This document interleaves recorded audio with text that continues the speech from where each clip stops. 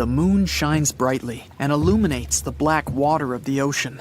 Thick fog descends on it in ominous silence. Then, it's suddenly broken by the creaking of wooden boards, followed by a rippling of the waves. Through the fog, you see the outline of an old, large ship. Its hull is rusty, and a strange cold is coming from it. But the most unsettling thing is that there's no one on the deck. The ship sails without a crew. No, this isn't a mythical Flying Dutchman, but a very real ghost ship. September 2nd, 2019. The British Royal Navy's ice patrol ship, called the HMS Protector, sails through the calm waters of the Atlantic Ocean. The time is 11 p.m. Some of the ship's crew are on deck, while others are sleeping in their cabins. The captain steers the ship and looks straight at the horizon. The sky is lit up by an orange twilight, and clouds float in the distance. Suddenly, against this beautiful landscape, one of the sailors notices the black silhouette of an unknown ship. The captain slows down and steers the ship a little closer to the mysterious vessel. This is an old cargo ship, 250 feet long. Attempts to contact the crew members lead to nothing. It seems the unknown boat is floating in the ocean by itself. There's no one on board, at least, no one alive. The deck of the ship creaks from rocking on the waves. The sun sinks below the horizon, and it gets dark. The ship looks terrifying. British sailors don't dare to climb on that strange deck. They take a photo, post it on the internet, and sail away. Many people on the internet will assume the sailors met a real ghost ship. 5 months later, we're in the village of Ballycotton in County Cork, Ireland. A local leaves the house early in the morning to go for a daily run. Music in his headphones, fresh cool air, and a scenic route are ideal conditions for a good workout. The jogger runs along the road on the coast of the Celtic Sea. There was a strong storm last night, and now the sea looks calm. The man runs along the top of a low cliff and notices a huge vessel. An old rusty cargo ship 250 feet long lies on the beach, right among the rocks. No people on board. It seems the ship has been here for ages, but the local is sure this vessel wasn't here yesterday. A little later, it turns out this is the same ship that the sailors from the HMS Protector saw 5 months ago, thousands of miles from this place. The cargo ship, called the Alta, was built in 1976. Nobody knows who used it all this time and for what purposes. It's only known that in 2017, the ship was purchased by a new owner and marked with the flag of Tanzania. It's important to say that almost all cargo ships are equipped with AIS, Automatic Identification System, which is needed to track ship movements in the ocean. Since 2015, something strange started happening with the Alta's AIS. The ship disappeared from the satellites, then reappeared again. Over the past few years, this ship had changed several names and flags. It's not surprising that its AIS shut off and turned on numerous times. It's said that some of those who disable AIS on their ships do so to hide outlaw activities. The ship's captain, whoever it was, clearly didn't want to show the Alta's movements. As AIS showed in 2017, the ship had sailed near Greek port cities. The Alta made 12 stops in 3 such cities in different parts of Greece. Then, the AIS signal disappeared, and 10 months later, the Alta reappeared near the northern coast of Africa, 1,200 miles from Greece. In September of 2018, the ship was sailing about 1,400 miles southeast of Bermuda, and at that time, the crew members started having problems. There were 10 people on board the Alta. On September 19th, the ship's engine failed right in the middle of the Atlantic Ocean. The nearest shore was very far away. The ship began to drift. As days passed, the crew couldn't fix the vessel. Food supplies were running low. The crew started to panic and tried to contact someone. The situation got worse as a strong hurricane was approaching the place where the ship broke down. crew members contacted the U.S. Coast Guard. On October 2nd, a helicopter headed towards the ship. Food and water were unloaded on the Alta. This was enough for the crew to bide their time for several days. About a week later, a rescue boat sailed about 1,500 miles to reach the Alta and help the stranded sailors. Shortly before the start of the hurricane, American rescuers succeeded. The entire crew of the wrecked ship was taken to Puerto Rico. The Alta remained drifting in the ocean. After a while, another ship arrived to tow it to the coast of Guyana. Then, something went wrong again. The ship was hijacked. Who did it and why remains a mystery to this day. But then, for some unknown reason, the thieves decided to abandon the ship and left it to drift in the ocean. For almost a year, the ship's location couldn't be tracked. Then, in September 2019, the vessel was found by the British Royal Navy. How the Alta was able to cover the distance across the Atlantic and wash up on the coast of Ireland is unknown. An investigation has been launched in Ireland. It's necessary to identify the owner of the vessel and find a responsible person to take on the task of towing it. But no one has since been found. Once, an unknown person called the Irish authorities and introduced themselves as the owner of the ship, but didn't provide any evidence. Several barrels of oil were found on board the Alta. To dismantle the ship, the Irish authorities will need to spend about 10 million euros. Local residents are annoyed by the wreck too. Corroding metal is bad for the environment, and kids have already snuck on board and posted a video on the internet from inside the abandoned ship. The further fate of the Alta remains unresolved. It's still lying there. That ship sailed in the ocean for just 2 years. Now imagine if some other managed to drift for 38. In all that time, no one could catch this ship, and people still seek it. That vessel is called the SS Bechimo.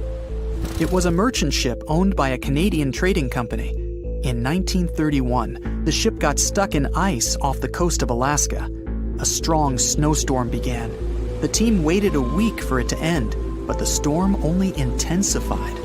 One day, the weather improved a bit, and part of the team was evacuated to the nearest city. Another part of the crew, with the captain, set up camp near the ship. The storm started again and didn't stop for a long time. The blizzard was so heavy that the ship's captain couldn't see beyond his arm's reach. Finally, when the storm was over, the captain saw that the ship simply vanished. He decided the Bechimo sank during the storm. A week later, the ship was found, drifting near the place where it was lost. The hull of the ship was damaged so badly that it was unsafe to sail on it. The captain decided to abandon the ship. However, it didn't sink. For the next 38 years, it was drifting at various points along the Alaskan coast. Several times, people climbed on the ship, including native Alaskan residents and a group of researchers. Attempts to save the vessel from the sea ended in failure. The salvage operations were hampered by drifting ice and bad weather. The last time it was seen was in 1969. The ship was frozen and blocked by the ice. In 2006, the government created a special project to find the Bechimo. However, in all these years, the ship still hasn't been found. Its fate is unknown. It's likely that the ship has finally found peace and is now lying on the seabed of the Chukchi Sea. A Portuguese archaeologist just discovered a bunch of sunken ships filled with gold, including a Spanish galleon with 22 tons of gold and silver. This much gold today is worth about $2 billion, and this is the money from one ship alone. Archaeologist Alexandre Monteiro made this discovery almost by accident. He was studying some documents when he found some information about a ship that went missing in 1615, and he decided he wanted to find it. After many years, Alexandre found not just this specific ship, he actually discovered 8,620 shipwrecks in the waters of Portugal alone. Out of this number, 250 are gold-filled shipwrecks, a discovery that would make any Jack Sparrow shake in his boots. Most of these ships went down for boring reasons like the weather, but sometimes they were destroyed in battles, which may or may not have been super epic. They were carrying gold and other treasures from the New World to Europe, and of course, everyone wanted a share. Alexandre had been studying historical shipwrecks for 30 years now, so he has discovered many ships that went down in somewhat glorious ways. In 1816, for example, a ship of one of the richest men in Portugal sank in Australia, with an insane amount of 66,000 silver coins. This was the first ship from Portugal to ever plunge in the waters of Australia. The bad news is that these ancient sunken vessels, filled with riches and epic stories, are not so easy to reach. They're deep down in the ocean and covered by sand. You could still try, but that would be stealing part of a country's history, and you wouldn't want to be that person, would you? Naturally, Portugal was not the only country that explored the seas back then. The coast of Europe is packed with sunken ships filled with gold. In fact, there are about 1 million historical shipwrecks underwater right now, and the treasures abandoned under the sea might be worth around $60 billion. It's an insane amount of money, but let me tell you that these gold-filled sunken ships aren't really worth the hassle. There are many stories of maritime treasure discoveries that turned into insane lawsuits and even long jail time. Our first story starts in 1746, when a violent storm crashed a ship called Prince de Conti near an island in Brittany. The ship was filled with tea, ceramics, and 100 gold ingots. Of course, the owners of the ship tried to save the loot, but if it's not easy now, imagine how it was back in the 18th century. It took more than 200 years for the vessel to be found. It finally happened in 1975, when a group of French men discovered it and decided to take pretty much every valuable thing they could find. Now, I said these things were not worth the trouble for a reason. In France, if you find anything that can be historical, you must declare it to the local authorities within 48 hours. Fail to comply, and you will be committing something known as a crime. To be fair, our French friends here did declare their findings, but only the corroded cannons from the ship. And the gold? Well, they sold it. Obviously, because each gold bar is worth between $125,000 to $231,000. It took French authorities almost 50 years to retrieve the stolen gold, and they didn't retrieve all of it. Part of it was bought by an elderly couple living in Florida, and the crime is so serious they were charged for connection with money laundering, organized crime, and the trafficking of cultural goods.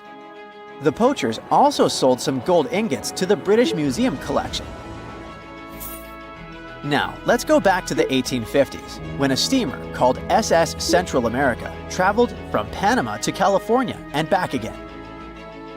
This was during the California Gold Rush, a time when 300,000 people moved to California to dig for gold. Because the travel route was not easy breezy, people needed to carry their gold around on big ships. This is where our friend SS Central America comes in. In 1857, the ship had 578 people on board and about 10 tons of gold.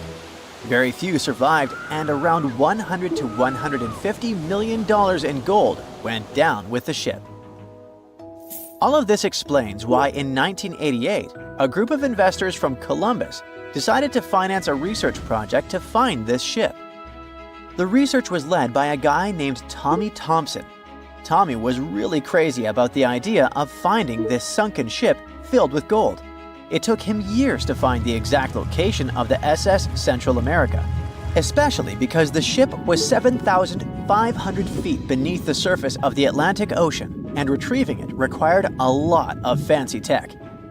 A group of 161 investors paid for his adventure, but it goes without saying that they were not doing this out of love from their hearts. They invested $12.5 million in this project because they were expecting to earn at least 10 times more. But since life is not all sunshine and rainbows, 39 insurance companies sued the research team as soon as they retrieved the gold.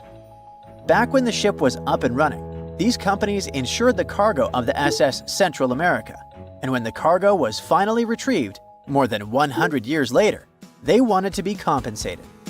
They said it was not their job to retrieve it, but that doesn't mean they abandoned it. This crazy talk didn't stick, and 92% of the gold was given to the research team. The plot thickened when the investors were scammed by none other than Tommy Thompson, who fled with $4.16 million. He also had 500 gold coins, but he's not telling a soul where they are. Nonsense like this is the reason why most countries have rules to protect cultural properties. And yes, sometimes shipwrecks can be a cultural property. Obviously, there are many maritime treasure discoveries that happen without breaking any laws. The SS City of Cairo, for example, was a steamship that submerged in 1929 with 2,000 boxes of silver coins weighing 122 tons. A company called Deep Ocean Search retrieved the coins from a depth of 17,000 feet, which is 4,500 feet lower than the Titanic. 34 million pounds went to the UK Treasury, and the Deep Ocean Search also got a share. The good news here is that some of the coins can be bought by collectors, legally. Paying for a treasure is probably the closest you can get to an underwater archaeology find. I know, all I did was destroy your piracy dreams. But while raiding gold-filled shipwrecks may be a crime in most countries, or just financially impossible for us mere mortals, not all hope is lost. There is about $771 trillion worth of gold lying on the ocean floor, and it doesn't have an owner. It's like an underwater gold mine, except the gold is in the water. You know how the water of the ocean is salty? Well, the gold gets mixed with the minerals in the water, so it's not like you stumble upon a gold nugget on the beach.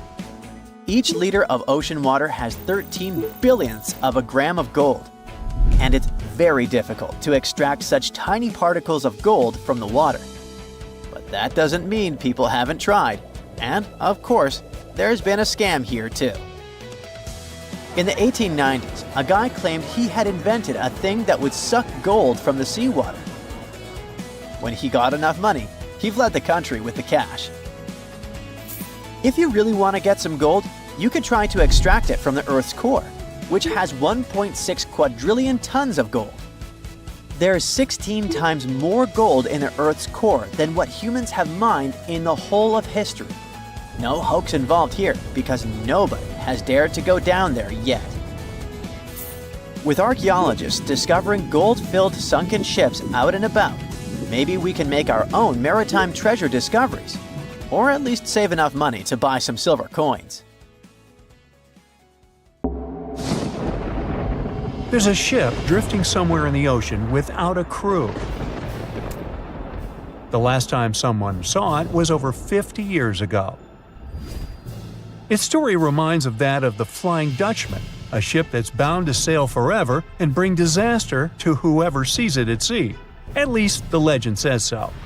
Unlike the Flying Dutchman, the SS Bay Chimo was definitely real and built for a German company in Hamburg, and began as an ordinary cargo ship. It was trading supplies between Hamburg and Sweden in the Baltic Sea starting from 1914. It had a strong steam engine and a hull made of steel. A few years later, it became British property. Then, in the 1920s, a Canadian company purchased it for around $18,000, a huge amount of money back then. The new owner, the Hudson's Bay Company, was actively using the ship for several years. They would often send it on voyages from its home port in Scotland to Siberia, Alaska, the Yukon, and the Northwest Territories. It also passed through the Panama Canal and even the Suez Canal, with fur pelts for sale on board. Sometimes it would also transport passengers. It had completed 9 successful voyages before this strip of good luck came to an end. Starting from the 1930s, SS Bay Chimo would have trouble with ice and storms. When it first got trapped in ice in October of 1931, some of the crew managed to escape to Alaska. 15 of 22 sailors decided to stay with their vessel and try to save it. They had furs and other valuable cargo worth around $58,000 aboard. The company sent them supplies to survive the winter. They set camp near the ship out of the hatches, tarpaulins, and other materials, and offloaded the cargo. At the end of November, a blizzard rushed through the area, and it seemed like it had taken the ship with it. The ice platform had survived, but the ship broke free. Some of the crew members were sure it had sunk. But soon after, they heard from one of the locals who had spotted their ship around 45 miles away from their camp. The crew moved on with their lives, and the ship started its journey as a runaway vessel. People would spot SS Chimo once a year or so, all the way until 1965. It was mostly spotted off the coast of Alaska. A man going to Nome with his sled dog, along with prospectors, explorers, and treasure hunters, all claimed to have seen SS Chimo. Someone tried to board it and take it to port, but ended up stranded on it for days because of horrible weather. Others got luckier and managed to take a whaleboat, some furniture, and other valuables from the vessel. Those who got close to the ship saw that it was damaged and missing the propeller. Still, it stayed afloat without a crew for at least 38 years and became the longest sailing ghost ship in history. In 2006, the Alaskan authorities started a project to solve the mystery of this ghost ship of the Arctic and finally find SS Chimo, either still above or below the water. So far, the project has not been a success. SS Chimo remains one of the estimated 4,000 ships that have disappeared off Alaskan shores. If the legend of the 17th century isn't lying, this ghost ship could be sailing somewhere along the Flying Dutchman. It belonged to the Dutch East India Company. Its captain managed to do the impossible for that time and sailed from Holland to Indonesia in only 3 months. They said he was flying over the sea, and some evil tongues explained that he had made a deal with evil forces to achieve that. Once the ship was sailing back home, its captain and crew disappeared without a trace. There are many versions of what happened to it. One of the first ones said it had tried to enter port at the Cape of Good Hope, got in a terrible storm, and sank as there was no captain to save it. Another legend says the captain had refused to obey the skies to let the ship sink during the storm. A scary life form then struck the boat and the crew, and it was condemned to forever wander without rest. Many sailors claim to have spotted the Wandering Dutchman. The Duke of York, who was to become King of England, mentioned having seen it in Australian waters. Right after spotting the ship, the man who saw it first fell from the top of the mast and didn't survive. There were more encounters with this legendary ship up to the middle of the 20th century. Ships would nearly collide with it as the Flying Dutchman jumped out of the blue. Scientists have a more logical explanation for this mystery: Fata Morgana, not to be confused with Hakuna Matata. Now, when you're out at sea on a hot day and the air is all wavy, it feels like when you look at the road on a scorching summer day. That's because of something called atmospheric refraction. When light passes through different layers of air with different temperatures and densities, it bends and twists. Sometimes, under certain conditions, this bending of light can create really bizarre optical illusions over the ocean, like sightings of the Flying Dutchman. The Fata Morgana phenomenon can make distant objects appear distorted, stretched, or even lifted above the horizon. So you can see a ship far away, but because of the way the light is bending, it will look like it's floating above the water or even disappearing and reappearing. A Fata Morgana is most commonly seen in polar regions, especially over large sheets of ice that have a uniform low temperature. But you can see it anywhere, even in deserts and over lakes on hot days. The first stories about ghost ships go all the way back to ancient Greek and Roman mythology. One of the most famous ghost ships in history is the Mary Celeste. This brigantine was traveling from New York City to Genoa and was fully stocked with provisions, but missing a crew when it was discovered in the Atlantic Ocean in 1872. The crew's personal belongings were also there, completely undisturbed. The final entry in their log was made 10 days earlier. We still don't know what happened to its crew, and the ship has inspired many spooky stories and legends. The Lady Lovibond was another legendary schooner that is believed to have been wrecked off the coast of Kent in the middle of the 18th century. The story tells that the ship's captain, Simon Reed, had just got married and took his bride on board for a celebratory cruise, despite the superstition that it could bring bad luck. They were on their way to Portugal when the first mate, who is also in love with the captain's new wife, went mad because of jealousy, attacked another crew member, and then took over the wheel and steered the ship straight into the dreaded Goodwin Sands. No one aboard survived, and the schooner is said to reappear as a ghost vessel every 50 years. In present times, many vessels become abandoned and turned into ghost ships intentionally. There are thousands of them floating in U.S. rivers, lakes, channels, and coastal waters. Some people lose their boats in storms and other extreme weather. Others have to abandon their boats because maintaining them can cost 10% of the boat's price. Plus, docking a vessel can add up to several $1,000s every year. Most boats have been made of fiberglass, so an owner can't just recycle them as scrap metal. So, once they want to get rid of it, they often tie it to a dock and sneak away, or leave it floating far away from the shore, or just try to sink it. When ghost ships sink in shallow waters, they can cause damage to coral reefs, mangroves, marshlands, oyster habitats, and wetlands. Plus, they can collide with unsuspecting regular ships and cause real trouble. So, don't do that. Enough said. They say nothing is ever lost, and it's true. Let's discover ships frozen in time. The first one is truly fascinating. Here, the Antikythera shipwreck. It's a Greek trading ship from the 1st century BCE. It's located on the east side of the Greek island of Antikythera and at the merging point of the Aegean and Mediterranean seas. Around 2,000 years later, in 1900, a group of Greek sponge divers discovered the wreck. They were going to Tunisia, yet they were forced to find shelter from a storm on a nearby island. Since they couldn't go anywhere due to the storm, they decided to look for sponges until the weather got calmer. One of the divers discovered the shipwreck at depths of around 130 feet. Imagine someone going for a sponge hunt, but getting out to the surface with archaeological treasures. The captain of the sponge boat talked to the Greek officials about what they had found. The officials sent 2 ships to the wreckage. The salvage operation was successful, and discoveries are now in Greece's National Archaeological Museum in Athens. The findings included 3 life-sized marble horses, jewelry, coins, and hundreds of works of art, including a 7-foot-tall Colossus statue of Hercules. Among these treasures, Antikythera ephebe, a bronze statue of a young man, caught more attention. Because the ephebe doesn't comply with any familiar iconographic model, and there are no known copies of his type, he held a spherical object in his hand. Scholars have different theories of who that person could be, but they are not in a consensus yet. More than 70 years later, Jacques-Yves Cousteau and his team went to the area and recovered hundreds more artifacts and the remains of 4 people.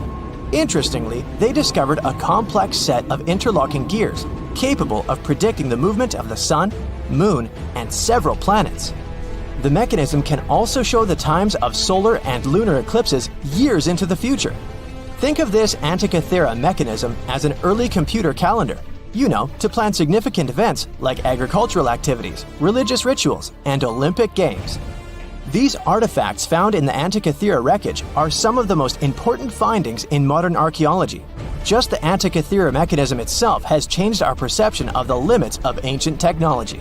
The mechanism has a sophisticated design and was made over 1,000 years ago. After all these amazing discoveries, experts believe that the wreckage site has remained largely unexplored, and is mostly because of its location and the landscape of the seafloor on which the ship rests. The wreck is too deep for scuba divers but too shallow to use something like a submersible. A survey made on the seafloor in 2012 showed evidence of a second wreck about 800 feet to the south. It's clear that this area has a lot to offer humanity. What would happen if those sponge hunters didn't go to the area? Scientists found a shipwreck in Antarctica at the bottom of the Weddell Sea 107 years after it sank. The name of the ship was Endurance, and it was the lost vessel of Antarctic explorer Sir Ernest Shackleton. Scientists who laid eyes on it decades later say it is among the greatest undiscovered shipwrecks ever. That is why they filmed the whole discovery. The video shows the remains of the Endurance and proves it is still in remarkable condition. It has been sitting in 10,000 feet of water for over a century, yet it looks like it sank very recently. So the story goes like this. The ship was crushed by ice and sank in 1915. Shackleton and his crewmates had to escape by themselves in small lifeboats. From then on, it was all about survival. Shackleton imagined to get his crew to safety, then the ship sank. Yes, this is a pretty impressive story, but why did scientists prize this ship? Firstly, Shackleton's Imperial Trans-Antarctic Expedition sailed to make the first land crossing of Antarctica. Yes, the crew was trapped in ice, but the intention was important. Secondly, it's about the challenge itself of finding the shipwreck. The Weddell Sea is almost always covered in thick sea ice. You know, the same ice that made the Endurance sink. Getting near the presumed sinking location is super hard, let alone being able to conduct research. Experts of the modern expedition team foresaw the time when the lowest extent of Antarctic sea ice would come using satellite images. They realized that the weather was in their favor to start an expedition. Dr. John Shears said that they have successfully completed the world's most difficult shipwreck search, fighting against constantly shifting sea ice, blizzards, and temperatures decreasing to -0.4 degrees Fahrenheit. Yeesh, I can't imagine the worst conditions in Antarctica if these conditions are in their favor. Lastly, look at this. It's timbers. They're very much intact. Plus, you can read the ship's name. It's still visible. Marine archaeologist Menson Bound says that this is the finest wooden shipwreck he has ever discovered. He has 50 years of career experience, so I believe the guy. So how come the wood is not rotten? Dr. Michelle Taylor, a deep-sea polar biologist, said that there has been little wood deterioration because the wood-munching animals are not in this forest-free region of Antarctica. Workers of a coal mine in East Serbia discovered 3 shipwrecks that had been there for at least 1,300 years. The largest shipwreck is an ancient Roman fleet. It's around 50 feet long with a flat bottom. It's estimated that the ship could carry a crew of 30 to 35 people. Looking at its hull, you can see the marks of repairs. Wow, this one had a lengthy career. You know, it gives us insight into more than 1,000 years ago. The 2 smaller vessels, on the other hand, match descriptions of boats used by Slavic groups to attack the Roman frontier. These 2 have been discovered under mud and clay in an ancient riverbed. Apparently, in those times, there was a Roman base in a place called Viminacium City.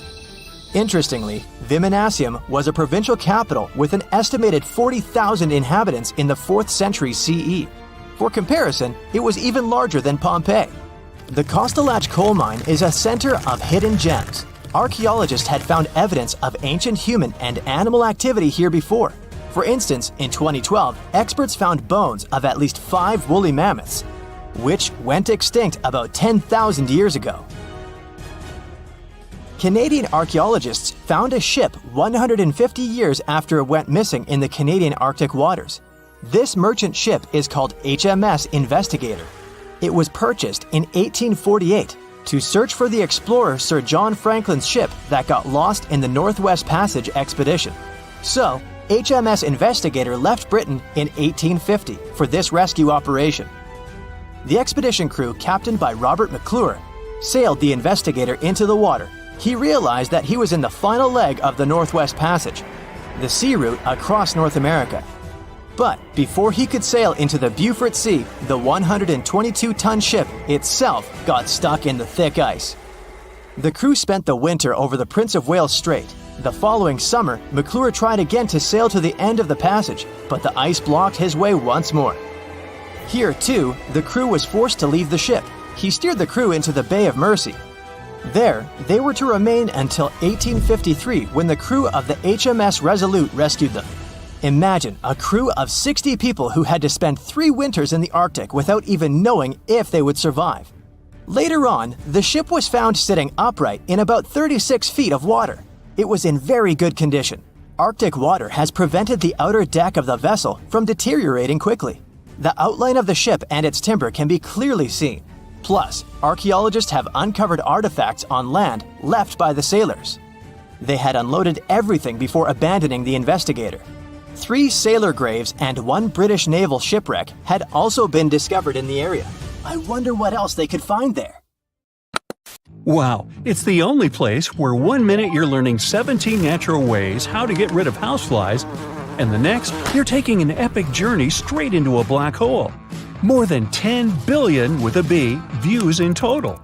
That's 47 billion minutes watched, or more than 70,000 years. That's all the way back to the Ice Age. No, I wasn't around then. 40,000 videos, hundreds of topics, and most importantly you, a whole 44 million of you. Our viewers. We could populate an entire country if we wanted to. We'd like to continue helping you learn and giving you useful skill improvement tips. Got a thirst for knowledge? We've prepared 4 masterclasses on creating a 2D character animation from scratch, 10 hours of video lessons, practical tasks using professional software, and additional materials that you can use with your own projects. Get the full course now and create your own animated masterpiece. No matter what happens, don't stop! We almost got it! 2 treasure seekers are digging frozen ground in a cornfield at night. It's raining hard, lightning is flashing, but these 2 guys keep working. And now the shovel hits something solid. No way! A treasure chest! They start digging faster and find a piece of a ship's engine. What the? Far from the seas and lakes, somewhere under the fields of Kansas City, they found a giant sunken ship. How is this possible? Now you'll see. Some people spend their lives searching for shipwrecks with treasures underground. One of them is explorer David Hawley. He's been looking for such ships far from the seas, rivers, and oceans for many years. He does this because he likes the feeling of adventure. The holds of these ships may contain chests of gold, antiques, and artifacts. And you can get a lot of money for them. David says you don't have to go into the ocean to find a sunken ship. They may be lying in your backyard. But why do ships end up buried underground among fields, farms, and plains? Let's find out using the example of steamboat Great White Arabia. According to old records, the newspaper clippings, this ship had been carrying about 200 tons of treasure before it sank in 1856. Many rumors and local legends said the ship was lying underground, a few miles northeast of Kansas City. It was there because people deliberately altered the riverbed and channels of the Missouri River in the second half of the 19th century. They artificially brought the shores closer to each other. They narrowed the river to increase the flow's speed, so boats could sail much faster. In the 19th century, steamboats were the most popular means of transporting passengers and goods. Before railroads, they extended the western border across the Mississippi and Missouri rivers and brought supplies to people. That's why it was so important to increase the speed of their movement. So, on September 5, 1856, Arabia was sailing along such an estuary. It came across a snag sticking out of the water. A piece of log quickly flooded the ship. Fortunately, all passengers were evacuated. But the steamer and its precious cargo reached the silt bottom of the Missouri River in a few minutes. Several years had passed. Everyone forgot about the vessel. During this time, the course of the Missouri River had changed. But Arabia remained under the wet, muddy bottom. The soil level above it was getting higher, and the ground was losing moisture. Eventually, many decades later, a cornfield formed above the sunken ship. In the 1980s, one farmer owned this area, and he had no idea what was hidden in his territory. David Hawley carefully studied the history of the sunken ships of the USA. He knew that hundreds of steamers had gone underwater all over Missouri, but most of all, he was interested in Arabia, as there were rumors that it was filled with gold and other valuable things. The territory of cornfields in Kansas was vast, but David Hawley knew how to search properly. In 1987, he started working. First, together with his brother and father, they collected all the clippings from old newspapers they could find. They were looking not only for information about the steamer, but also for maps of the Missouri River. They tracked its historical changes, checked the dates, and identified a large area where the steamer sank. Next, they used electromagnetic testing and other geological stuff to study the soil and find the right place. They searched for differences in ground moisture and density. Then, they went through the territory with powerful metal detectors. And so, by the fall of 1988, they had determined the location of the steamer. Arabia was the size of a football field. This gigantic vessel lay 45 feet underground, 4 stories down. But before they started excavating, they had to ask the owner of the cornfield for permission. For the farmer, this news was a big surprise. He agreed on the condition that the excavations would be completed by spring so that he could sow a new crop. Digging a giant ship in winter is much more difficult and expensive than at other times. It includes additional equipment, electricity, and heating costs. The team worked day and night. They financed the excavations out of their own pocket. Each invested more than $10,000 and took out a bank loan. Finally, they noticed the first details of the ship. The shovels hit the huge engine boilers and the deck. The goal had been achieved. Most of the cargo lying inside the sunken ships is covered with rust, shells, mud, and is badly damaged. The contents of Arabia were in excellent condition, considering that the ship had sunk 130 years prior. Unfortunately, they didn't find the chests of gold. Still, they got several tons of other valuable cargo, household items of people who lived in the middle of the 19th century. It was a time capsule.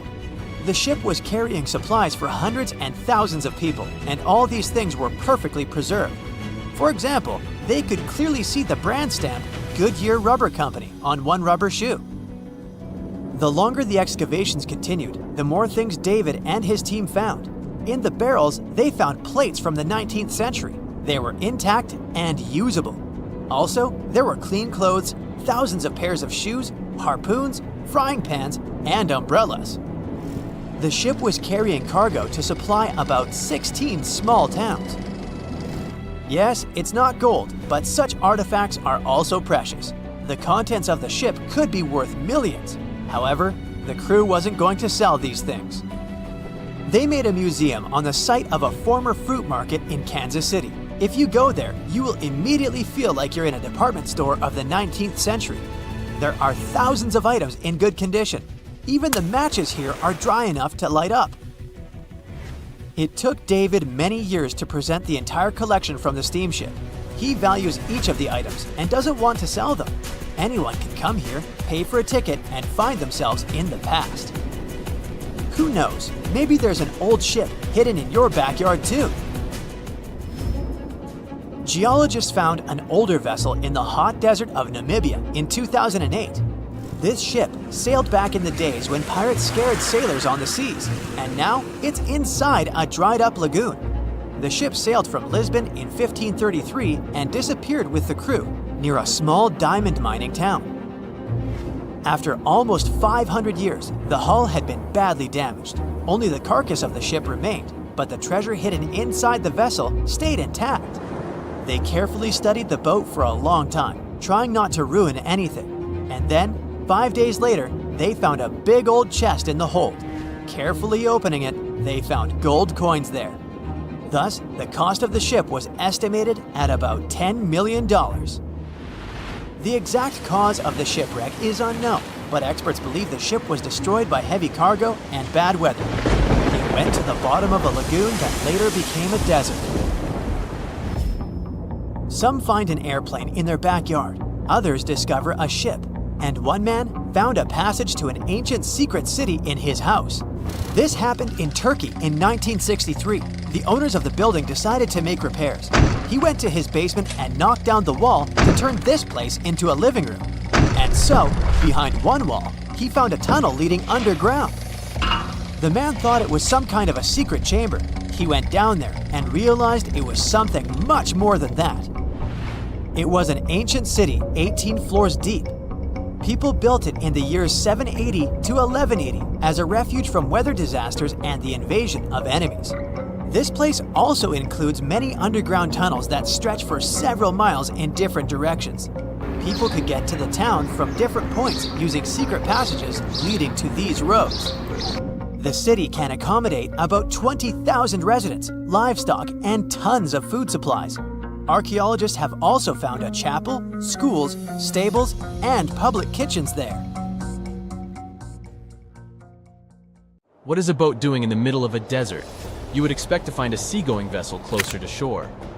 This is the question archaeologists have been asking for decades. In 1988, There was a storm near one of the most important archaeological sites in ancient Egypt. A wooden structure emerged from the sand. It was hollowed out by termites. Scientists were determined to solve its mystery. In 2000, they began excavating the site near Abydos, Ubidos. An American team of experts soon discovered a boat that was 70 feet long, and it wasn't alone. In total, there were 14 boats neatly resting next to each other. It was impossible to completely dig out the boats because of their poor condition. Luckily, the wood was preserved enough to get a sample. Analyses revealed that the boats were around 5,000 years old, the oldest fleet in human history to this date. The time of their construction predates the pyramids at Giza by half a millennium. Each ship of the fleet rested in a vault that matched its dimensions. The room was roughly a third of the size of a tennis court. It had mud brick walls that featured more than 120 drawings of boats. Ancient Egyptians incised them on whitewashed walls that were excellently preserved. Scientists have known about these mysterious chambers for well over a century. 1901, 1902. A British archaeologist, Arthur Weigel, stumbled upon a strange structure west of the River Nile. His team caught a glimpse of the interior walls. Sadly, a section of the roof collapsed, so they had to call off further exploration. Researchers abandoned the site, but its location remained on the maps. The boat's position first led scientists to think that they rested on a bank of the mighty Nile. But there was a problem with this theory. Today, the river flows almost 7 miles west of Abydos. Further studies of the surrounding terrain showed the Nile didn't change its course throughout history. Also, if the boats floated near a dock, they would be in unstable positions. The 14 vessels at Abydos were perfectly parallel to each other. There was only one conclusion possible. Someone had deliberately placed them like that. They must have gone through a lot of effort. Each boat had enough room for up to 30 rowers. These vessels could really float. They weren't models, but scholars still don't know if they actually sailed any body of water in ancient Egypt. This doesn't diminish the importance of the find. Previously, archaeologists found only small-scale models. In King Tut's tomb alone, there were 35 boat models. For a long time, these figurines were the only clues as to how ancient Egyptian vessels looked like. The boat's design confirms that they were the real deal. They are the earliest surviving examples of something called built boats. Ancient people constructed primitive vessels by hollowing out large tree trunks. The alternative was reed that was tied together to form a raft. The boats at Abydos had planks tied together. This was a major breakthrough in shipbuilding. During their lifetime, the boats must have seemed impressive. Timber was a valuable commodity at the time. There was no wood in the desert. Cedar had to be imported from Lebanon. The only person who could afford such luxury was the pharaoh. Studying the area around the ancient fleet provided more answers. Scientists discovered a mud brick structure where Egyptians worshipped the pharaoh. Its approximate date of construction matches that of the wooden boats. The same bricks out of which this building was made were used to encase the fleet. At the time of their construction, the rooms they were stored in had a ceiling. That's the section that archaeologists stumbled upon in the early 20th century. Just like mummies and coffins, these marvelous ships rested inside splendid vaults. The exterior of these rooms was also impressive. The outer walls originally had a plaster of white limestone. It reflected sunlight.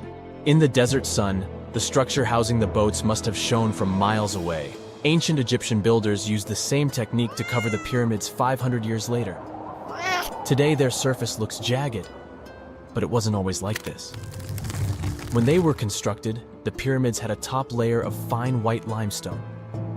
Their surface was smooth and it gleamed in the sunlight. Instead of stairs, the outer layer of the pyramids was more of a sleek ramp.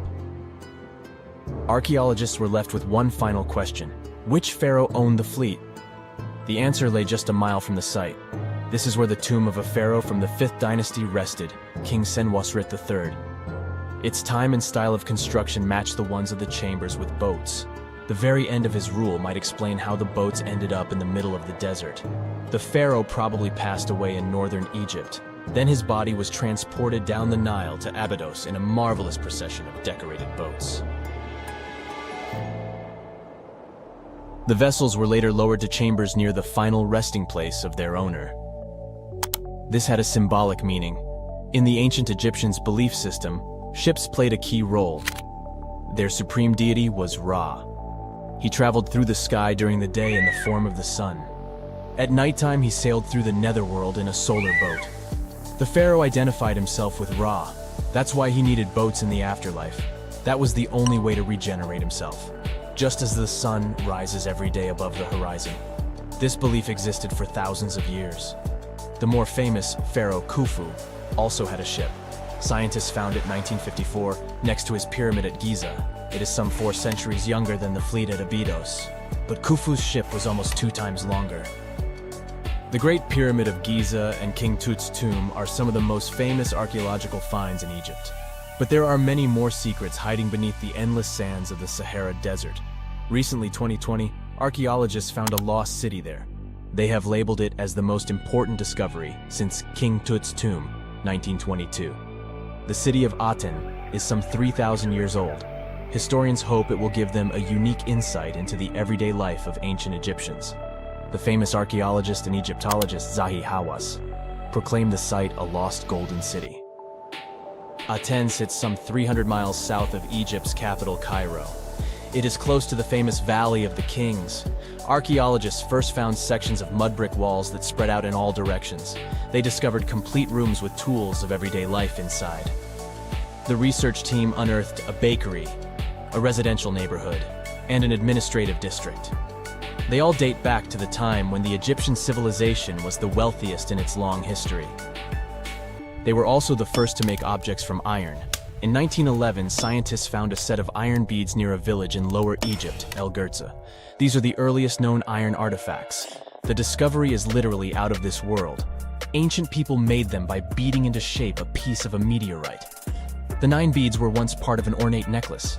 They are now blackened and corroded, which is perfectly normal for a piece of jewelry that is over 5,000 years old. They consist of an iron-nickel alloy. Researchers were impressed by the skill of ancient jewelers who processed the beads. Their craftsmanship is more impressive when you think that they didn't know the stellar origins of the material. The Great Pyramid of Giza also has a remarkable feature. An international research group investigated the electromagnetic response of the structure to radio waves. They found that the pyramid has the ability to concentrate electromagnetic energy inside it. This occurred inside its chambers as well as under the pyramid's base. It contains an underground, unfinished chamber. It seems that the electromagnetic response is connected with the properties of limestone, the Great Pyramid's main building material. The research results might have a practical application. The way solar cells and nanosensors function could be improved by this remarkable find.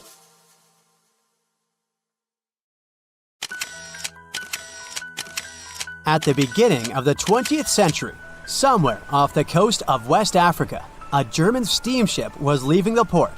Suddenly, the weather got worse, and the vessel entered a thick fog.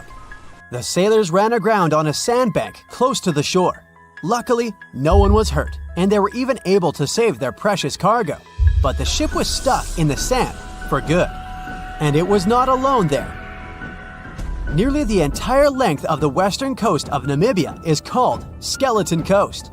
If the name sounds scary, that's because it is. This 976-mile-long beach line is among the most dangerous places on Earth. The local Bushman tribes believe that their supreme deity made this land when it was angry. The Portuguese were the first Europeans to set foot in Namibia in the 15th century. And yep, they didn't like Skeleton Coast either. Portuguese explorers thought this land presented the gates to the underworld. This is the place where the Namib Desert meets the Atlantic Ocean.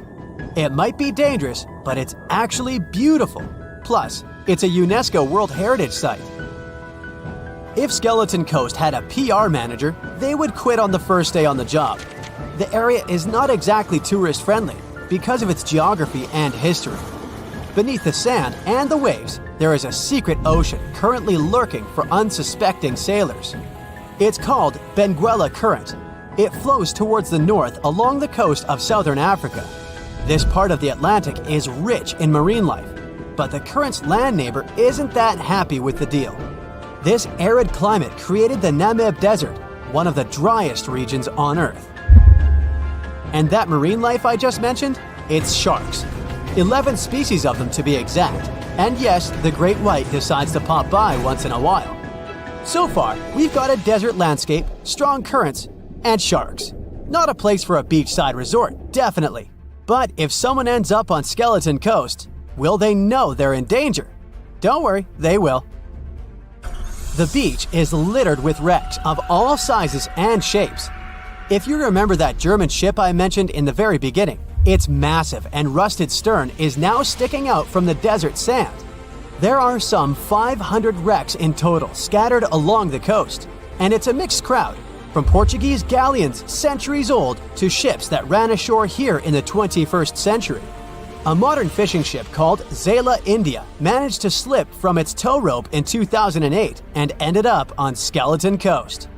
Okay, it didn't escape on its own, it had some help from the elements, but it's better to be a tourist attraction on a beach than to be broken up for scrap. That's where the trawler was originally going, poor thing. Skeleton Coast's most famous inhabitant, to call it such a place, is the wreck of the Dunedin Star. The British cargo liner ran aground here in 1942. The massive rescue operation that followed reveals why it's so dangerous for sailors to end up here. The rescuers managed to save all of the crew and passengers, but at a heavy price. An aircraft and a tugboat were lost in the process. It took the last of the rescuers a full 2 months to return home to Cape Town. Why, you might wonder? One look at the map of the region reveals the reason. It's an endless sea of yellow, which is the sand. There are so few roads here, so Skeleton Coast is hard to reach by land. There are also legal obstacles. You need a special permit to drive into the area. But the skeletons in the name of the area don't only refer to ships, they also stand for animal bones. Most of these belong to whales and seals. Many animals have adapted to the area, so lions and hyenas roam the coastline in search of a meal. Yeah, now there are hungry lions as well, as if those sharks weren't enough. Other animals with a temporary residence on Skeleton Coast include elephants, cheetahs, leopards, and giraffes. In 1971, the Namibian authorities established a national park here, but except for surfers, after an adrenaline rush, they don't get many visitors. You can understand why. The Namib Desert is the oldest desert in the world, and it's not very tourist-friendly either. Those who travel to the region should pack sunscreen and a warm winter jacket. A weird combo, right? Well, not so much when you think that during the day, temperatures soar over 110 degrees Fahrenheit. At night, the air temperature drops below freezing. What a climate roller coaster! And that's not the final danger. Yep, there's more. Remember how that German ship got lost in thick fog? Yeah, it wasn't a one-off event. Because of the region's climate, fog shows up frequently. Sailors should cover their ears now, but this fog is actually good for wildlife. This is their only source of water in the Namib Desert. Reptiles and mammals have adapted to the harsh climate. They use as little water as possible. Shifting sands, thick fog, strong currents, lions, and sharks. Not the stuff you would put in a tourist booklet, but Skeleton Coast isn't the only beach on Earth you wouldn't want to spend your vacation on. I will take you to Cape Tribulation in Australia. The area covers some 48 square miles in the northwestern part of the continent. And no, the area is not as dry as Skeleton Coast. It's part of the Daintree rainforest. You could say that here, it is the rainforest, not the desert that meets the ocean. The beach at Cape Tribulation is straight from a postcard. But looks can be deceiving. Australia? Probably sharks. No, crocodiles are out here to get you if you decide to go for a dip in the sea. There are saltwater crocodiles that the locals call salties. Well, that's a cute nickname for such a dangerous reptile. And it's not just them. The wildlife seems to have a beef with visitors. From October to June, the waters around Cape Tribulation are full of box jellyfish. Their venom affects the human cardiovascular system. When touched by a jellyfish out at sea, swimmers won't have enough time to reach land for help. Vinegar helps neutralize the sting, so you might want to keep a spare bottle in your luggage. Crocodiles and jellyfish sound dangerous, but there's one more animal you should look after. It's the wild boar. It might sound funny, but you won't laugh when you're being chased by one of these across the beach. 21 million wild boars live in Australia. They're mostly active at night, making it even more dangerous if they charge at you. The best defense is running in circles. Wild boars can't cut corners well. That's probably why we don't see many of them taking up careers as race drivers. Cape Tribulation has one last danger installed for you, and it's not an animal. Out here, even the trees are plotting against visitors. The stinging tree got its name for a reason. If you try to pick one of its beautiful red berries, it'll fight back. Its prickles are like tiny glass shards. The less than pleasant effect on your skin will last for a month. Then there is this wait a while bush. Who keeps naming them like this? This long vine has spikes that grab hold and just don't let go. They are so strong they can pull a human off a horse. You'll have to wait for someone to come by and save you from this thorny grabber. If you are about to cross this Australian beach from the vacation list, hold on for a second. Tourism is booming here. The local authorities have restricted access to all of the danger zones. Visitors go swimming in dreamy water holes that are surrounded by lush vegetation. There are even ropes to swing from. Now, that's a beach you can finally relax on. If I asked you to name the most famous shipwreck of all time, you'd go with the Titanic, right? The Atlantic Ocean, the hope for new life, heartbreaking love stories. It had it all to become a blockbuster. But I guess you've never heard of SS Princess Alice that submerged in the sewage of the River Thames, taking between 600 and 700 lives with it. Life in 19th century Victorian London wasn't easy, especially for working class folks. Affordable public transport and bank holidays made it a bit easier. The people could escape to the coast on a train or pleasure boat, even if it was just for a day. Sheerness on the Isle of Sheppey in Kent started as a fort under Henry VIII and then grew into a bustling town with a dockyard. When they added a railway station in 1863, it became a prime destination for day trippers and holidaymakers. Seaside promenades, charming piers, and a whole bunch of fun stuff to do by the sea. It had it all. A bit inland along the River Thames, you had the Rocherville Gardens. These gardens had archery lawns, bowls, mazes, lakes, cliff walks, and even a floral bazaar. Plus, there was an aviary, a bear pit, and a skeleton of a lost whale that had taken a wrong turn in the Thames. Londoners of the late 19th century could hop on a train or cruise along the Thames by boat, and both options were pretty popular. But on the 3rd of September, 1878, way more people than usual opted for the boat. They chose it over the railroad after a passenger train had collided with goods wagons in Kent, taking the lives of 5 people. The river felt like a safer way to go. One of the ships available for the trip was the SS Princess Alice. The paddle steamer was first launched in 1865 on the west coast of Scotland. Its original name was the Bute, and it was used as a ferry for the passengers of the Weems Bay Railway Company. A couple of years later, it was sold and renamed after Queen Victoria's 3rd child. Then, it was sold again and got the nickname the Shah's Boat, as it transported the Shah of Persia up the Thames to Greenwich in 1873. The ship had gone through several alterations in its lifetime. It got new boilers and watertight bulkheads. The Board of Trade had inspected it and marked it safe. In the year of its final voyage, it was officially allowed to carry up to 936 passengers between London and Gravesend in calm water.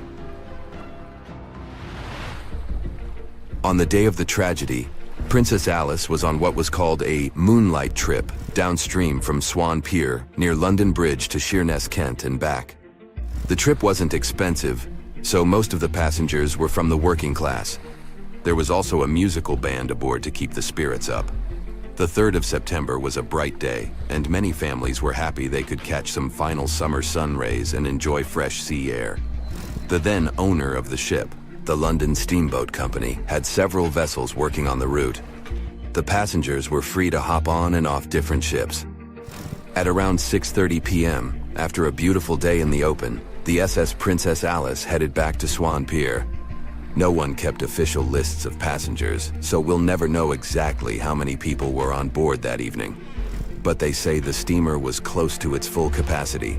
As it got darker and cooler, many families decided to stay inside the saloon or in their cabins below. Some stories from the steamer sound like fate. The captain of Princess Alice let his steerer stay at Gravesend and replaced him with one of the passengers. John Ayres was a sailor but had little experience at the Thames or with a vessel like Princess Alice. Alfred Thomas Merriman, a chef from East London, had been offered to work on the steamer at the last moment. He was 30 years old and a father of 4, so he couldn't say no to extra money. At around 7:40 p.m., he was standing on the deck by the saloon door. By that time, Princess Alice had passed Tripcock Point and entered Galleon's Reach. The passengers could see the North Woolwich Pier in the distance. Many of them planned to disembark at that stop. And that's when Merriman noticed a huge ship carrying coal. It was Bywell Castle. This vessel normally carried coal to Africa, but it had just been repainted at a dry dock. Bywell Castle was going to Newcastle to pick up some coal and transport it to Alexandria, Egypt.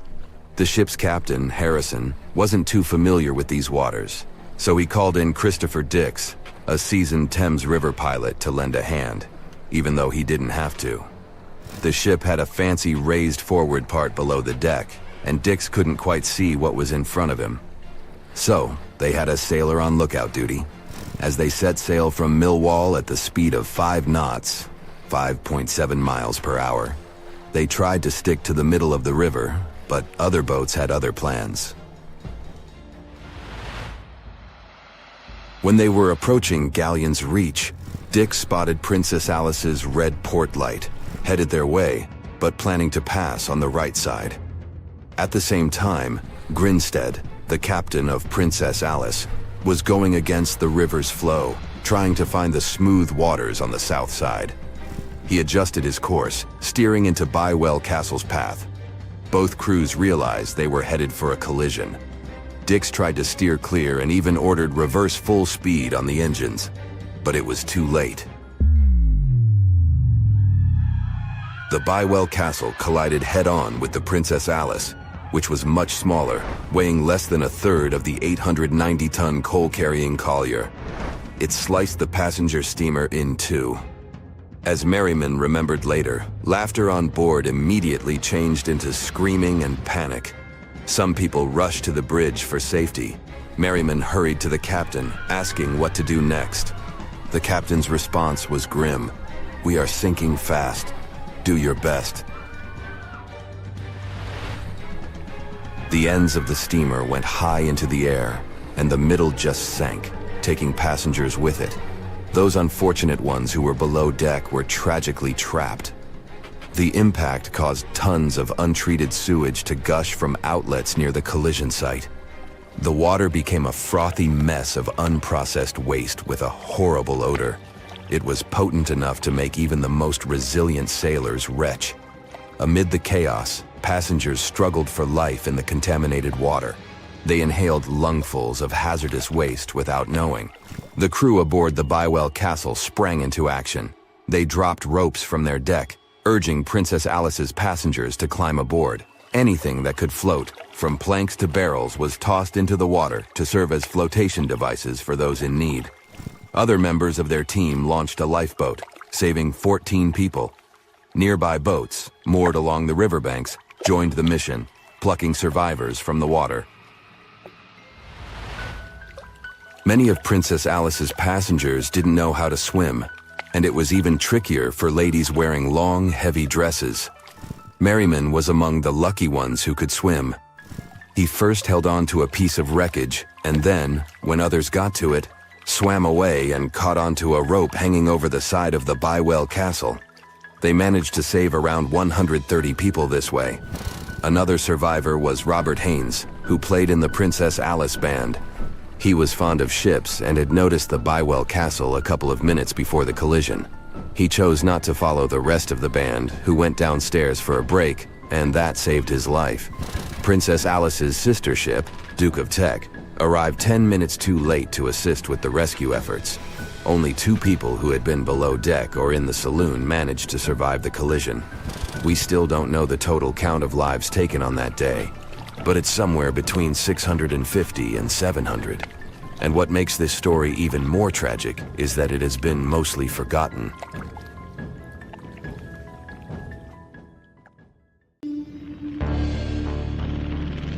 In 1945, 5 TBF Avenger aircraft took flight for a routine training exercise around the Bermuda Triangle. In the middle of the exercise, the planes were struck by intense rain and heavy winds, despite the clear weather forecast. The pilots became extremely disoriented and radioed the base to report that their navigational equipment had stopped working. The last thing the base heard was, "When the first plane drops below 10 gallons, we'll all go down together," and then static. The 5 planes and their 14 crew members were never seen or heard from again. On his very first voyage to the New World in 1492, Christopher Columbus sailed through the Bermuda Triangle. Columbus reported that one night when he was on the deck of the ship, he noticed a giant light appear in the distance, unlike anything he had ever seen before. Columbus looked at his compass for direction, and it gave off erratic readings. You might have noticed that the Bermuda Triangle doesn't appear on any world map. This is because official institutions refuse to acknowledge that the area actually exists. A popular theory suggests that rogue waves are responsible for the many disappearances. Rogue waves are called extreme storm waves by scientists. They occur when different weather patterns take place at the same time and cause large unexpected waves. Witnesses say that the waves look like giant walls of water. These waves could explain why ships go down fast and without leaving any trace. The Bermuda Triangle is home to some pretty intense and unexpected weather. Storms build up quickly and unexpectedly, then disappear soon after. If you blink, you might miss it. This could explain why few distress signals are issued. Pilots and sailors never saw the weather coming.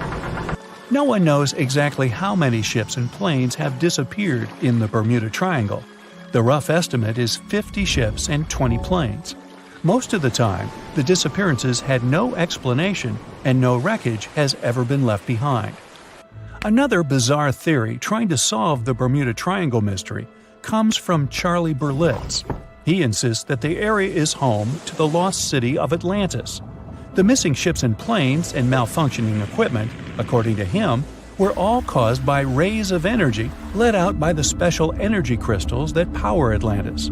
While this sounds silly, Berlitz's theory was convincing enough that over 20 million people bought his book worldwide. In the year 1800, a large sailing vessel called the USS Pickering departed from the U.S. on its way to the West Indies. The ship sailed into the Bermuda Triangle along with its 90-man crew and was never heard from again. The USS Pickering was the first ever confirmed ship to vanish in the Bermuda Triangle.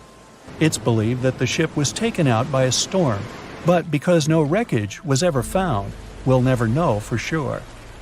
When the TBF Avenger planes went missing, a massive search operation was conducted. Boats and planes searched the Bermuda Triangle for any signs of the aircraft. One of the boats searching was a PBM-5 Mariner airboat. The airboat took flight at 7:27 p.m. and called in a routine radio message 3 minutes later. Then, it was never heard from again. No trace was ever found of the rescue airboat or the 5 Avenger aircraft. An enormous investigation was launched into the disappearance of all these vehicles, but nothing was ever discovered. This particular area of the ocean is one of the most heavily traveled shipping routes in the world. Some skeptics believe that this fact solves the mystery. Statistically, the busier the area, the higher the frequency of accidents and disappearances. While this makes sense, it's not the frequency of disappearances that's responsible for the mystery of the Bermuda Triangle. It's the lack of explanation or wreckage found.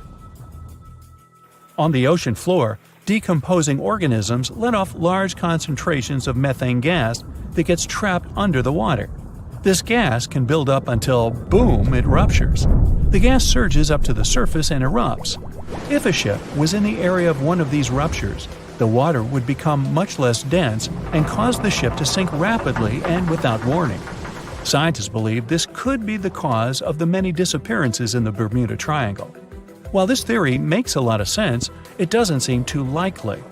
The U.S. Geological Survey has stated that no large releases of gas are believed to have occurred in this area for the past 15,000 years. The ocean floor is made of rocks containing a lot of magnetite. It's more like iron. Magnetic fields react to high concentrations of magnetite on the ocean floor, which may start a sort of conflict between the two. It can often lead to various weather anomalies and, as a result, navigation issues. And, naturally, any changes in the ocean floor or the Earth's magnetic fields influence the Bermuda Triangle a lot. Since the magnetic field is constantly moving, it might be also taking the Bermuda Triangle with it. Now that people know where the triangle is, it's easy to avoid it. It supposedly moves eastward together with the magnetic poles, but scientists still can't answer where exactly it will be in a couple of years. Some people blame all the disasters on the extraterrestrial paranormal activity. Others suppose it's all about raging natural phenomena. There's another triangle in Lake Michigan. Just like the one near Bermuda, the Michigan Triangle got its shady reputation for some disappearances. The first recorded one dates back to 1679. A large vessel, one of the largest of that time, set out on an expedition, yet once it got in the sinister triangle, it never came back. Much later, an aircraft disappeared in this triangle. The skies are usually very clear there, but back in 1883, some people witnessed abnormal things in the area. Some claim to have seen large blocks of ice falling from the skies, and the crew even managed to save one as hard proof. Meanwhile, the Pacific Ocean Mystery Area is another sinister triangle. Off the south coast of Japan, not far away from Tokyo, there's a sea where plenty of ships met their doom, disappearing without a trace in these waters. They call it the Devil's Triangle. Some scientists believe the cause of anomalies is the environmental changes. Also, there's a really high concentration of methane hydrates on the bottom of the ocean in the Pacific Triangle area. You're deviating from your original course and sailing in the wrong direction. There's the Caribbean Sea near the triangle, peppered with small islands. The seafloor here isn't deep.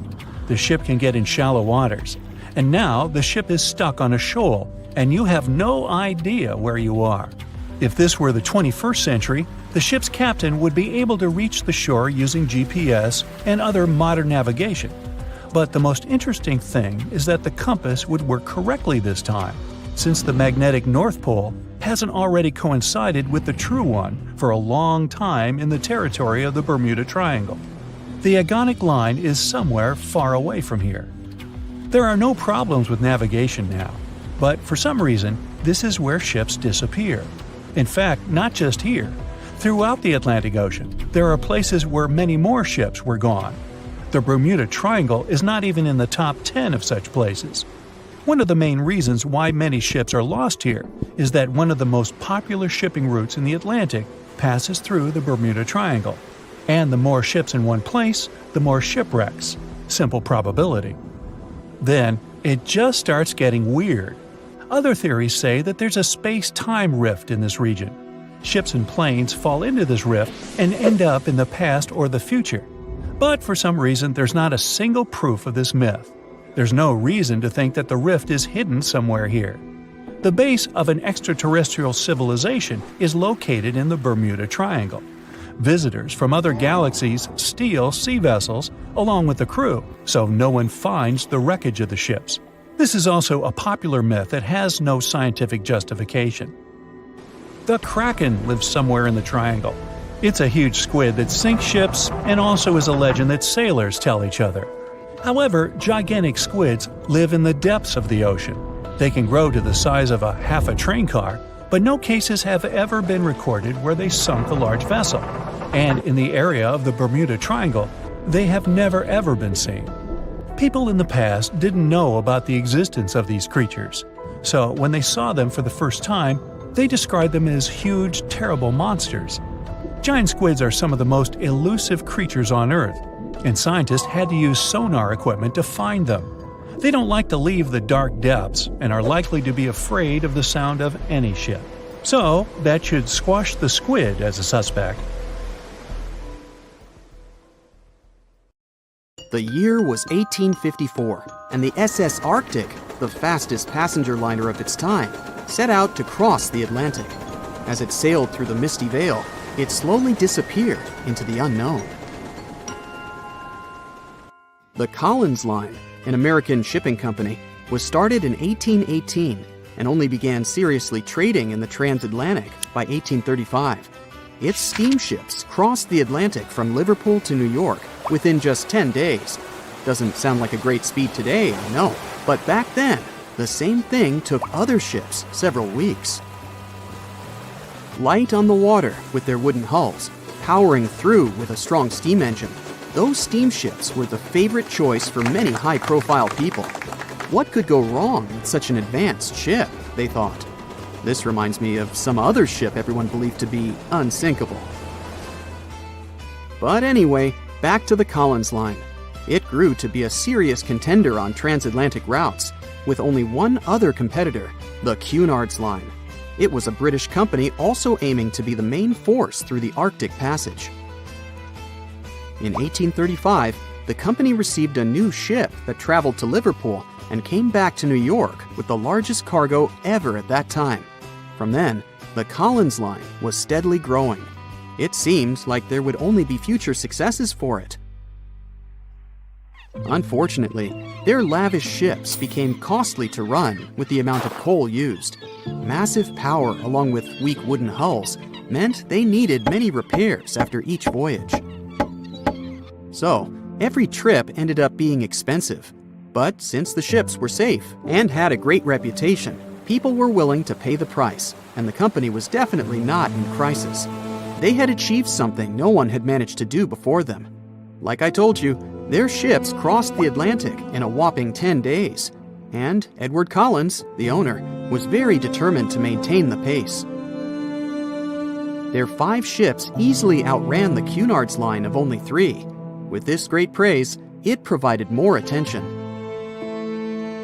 Though the Cunard's ships were slower with their iron hulls, they believed there was still profit, regardless of how slowly they sailed. Among Collins' ships, the Arctic, the third of them to be launched, was the largest, reaching 284 feet long, with 2 side-lever steam engines, each with 1,000 horsepower.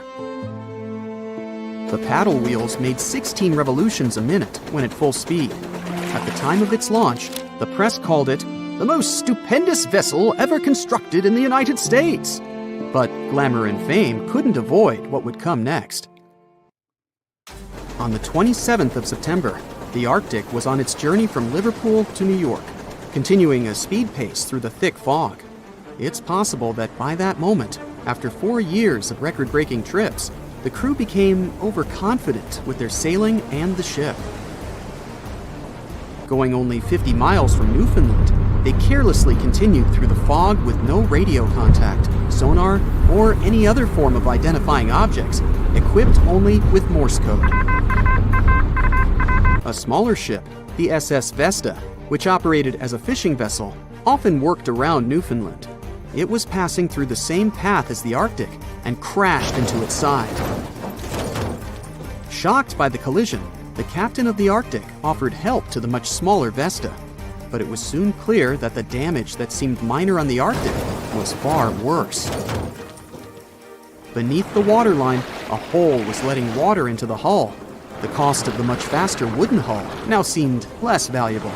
They steered toward land, trying to plug the holes, but they weren't doing so well, and the seawater continued to pour in, filling up higher and pushing the ship down. And finally, once the engine room was full, it put out the boilers, taking away the massive power the Arctic was once legendary for. They moved slowly until coming to a complete stop. The ship continued to sink, and the order was to abandon it. At the time, maritime law allowed for the Arctic to carry only 6 lifeboats, only capable of saving 180 people. The crew and some of the passengers managed to push their way aboard and took most of the seats on those boats. Things were pretty wild, and everyone forgot about their manners, not letting the ladies and the youngest ones board first. It took 4 hours for the Arctic to sink. 150 crew and 250 passengers were on board. Those that weren't able to find a lifeboat made a desperate attempt to build their own rafts from parts of the ship. 2 days later, only 3 boats made it safely to the shore. The other 3 were never found. Believe it or not, the rescue party also saved some people that had been clinging to the wreckage for 2 days. Unlike the crew, the captain went down with the Arctic, but amazingly survived. He would be only one of 85 people that made it out of the 400 on board. When the news arrived 2 weeks later, the public responded with great sadness to the losses. Great anger soon followed towards the poor safety measures in the crew. The press published demands to change the laws for more lifeboats. It only made sense to have enough for every person on board a ship. But they ignored those requests. This neglect would lead to more disasters in the future. Enough lifeboats would only come into maritime law some 60 years later, after the disaster of the Titanic. Edward Collins' wife and 2 children were also aboard the ship and didn't return. He was heartbroken, but didn't stop running his business. The Collins line still had a reputation to uphold, the biggest, fastest, and most luxurious on the Atlantic. Edward Collins would now build an even better ship than any other. It was named the Adriatic, and it was the largest ship in the world, 354 feet long. With 2 alternating steam engines that had never been built of this size. These steam engines at the time were at the height of engineering, though today you can only see them in models and toys. With the new addition of 2 masts, the Adriatic would also be able to sail if needed. Luckily, they made some lessons from the disaster of the Arctic. But before their new ship, the Adriatic, was built, another disaster had occurred. The sister ship of the Arctic had also sunk. They believed this second ship was desperate to stay in front of the Cunard's line and hit an iceberg somewhere during the race. This weird contest took the lives of 141 people. The desperation of Collins and his weakly built hulls pushed the company towards bankruptcy in 1858. The newly built Adriatic, costing over $1 million, had only made 1 voyage in the end. And even that voyage was considered a disaster. The ship collided with a tugboat. It still managed to finish its maiden voyage at a suitable time. After the company had gone bankrupt, they had to sell the ship for only $50,000. They removed the great giant engines, replacing them with only sails. Although it was once the greatest ship on the high seas, it was only 30 years later until it was abandoned, labeled irreparable, and anchored in a river. The other remaining ships were also sold and only used for parts. Edward Collins left the industry altogether, seeking work on dry land instead. As the Collins line was no longer in the mix, the Cunards would grow in strength. Without competition, they would win the Blue Ribbon for the next 30 years, and 180 years later, after producing hundreds of ships. They still have a constant presence on the seas as they provide transatlantic crossings, world voyages, and leisure cruises. To this day, the Cunard line is the only one to run ships between Europe and America, and it's great proof that it's not always the fastest that's the best. Thick fog is rising over the ocean as the sun is slowly sinking towards the horizon. It's hard to see further away than a few dozen feet, but that's enough to notice a hulking, skeletal shape in the distance. As your ship approaches the figure, your heart beats faster, and then you make out the details of another vessel, abandoned by the looks of it. Ghost ships do exist, and their mysteries aren't always solved. Take MV Hoita, for example. It was a wooden vessel built in 1931 as a luxury yacht. It had served well to various people over 20 years before it was bought by a Samoan sailor and became a merchant ship. In 1955, though, Hoyita's service came to an abrupt and mysterious end. On October 3rd, it set sail for another trading voyage that should have taken no more than 48 hours. Delays happen in the sea, so when Hoyita didn't arrive on October 5th as scheduled, there was little worry yet. But then it failed to come on the following day too. There was no distress signal or any other sign of Hoyita's presence anywhere between its departure and arrival points. A search and rescue party was dispatched to find the ship, and for 6 days, they were scouting the area of nearly 100,000 square miles. On October 12th, the mission returned to the base empty-handed. Hoyita vanished without a trace. It was only a month later that another merchant ship, Tuvalu, noticed the missing vessel far away from its route, drifting in the open sea and listing heavily. The sailors boarded the ship and found that all of its crew and passengers, 25 people total, were missing, along with all the cargo the vessel had been carrying. The radio was tuned to the International Distress Channel, meaning that the crew had been trying to ask for help, but they couldn't reach anyone because the radio cable had been damaged, limiting the range to 2 miles. The lifeboats were missing as well, indicating that people on board must have left the ship. Unfortunately, they seem to have taken the logbook with them, leaving the rescue team clueless as to what had happened. Even today, the mystery of MV Hoyita hasn't been solved yet. No one knows where the crew and passengers had gone and what had caused them to leave. SV Carol A. Deering wasn't a ghost ship in the usual sense of the word. There were no sightings of it in the open sea. Instead, it was found on the shore, but the circumstances of it running aground are a puzzle shrouded in mystery. Carol A. Deering was built in 1919 in Maine, and it was a large vessel made for commercial voyages. Unfortunately, despite its large cost of construction, it had only served for a year before its last trip. July 19, 1920. The ship was traveling from Puerto Rico to Rio de Janeiro via Newport News to deliver a cargo of coal. It was almost halfway to the final destination when the captain fell seriously ill, and the crew turned back to drop him and his son off and replace the captain. The voyage went without incident, but when it came to Barbados in December to resupply, there were strange moods among the crew. The first mate didn't seem to be happy with the new captain. No one paid much attention to it back then, when they probably should have. The last sighting of Carol A. Deering at sea was on January 28, 1921, when a lightship noticed it off the coast of North Carolina. There was some commotion on the quarterdeck of the ship, where the crew were normally not allowed. Then, another vessel sighted it, but there was already no one on the decks.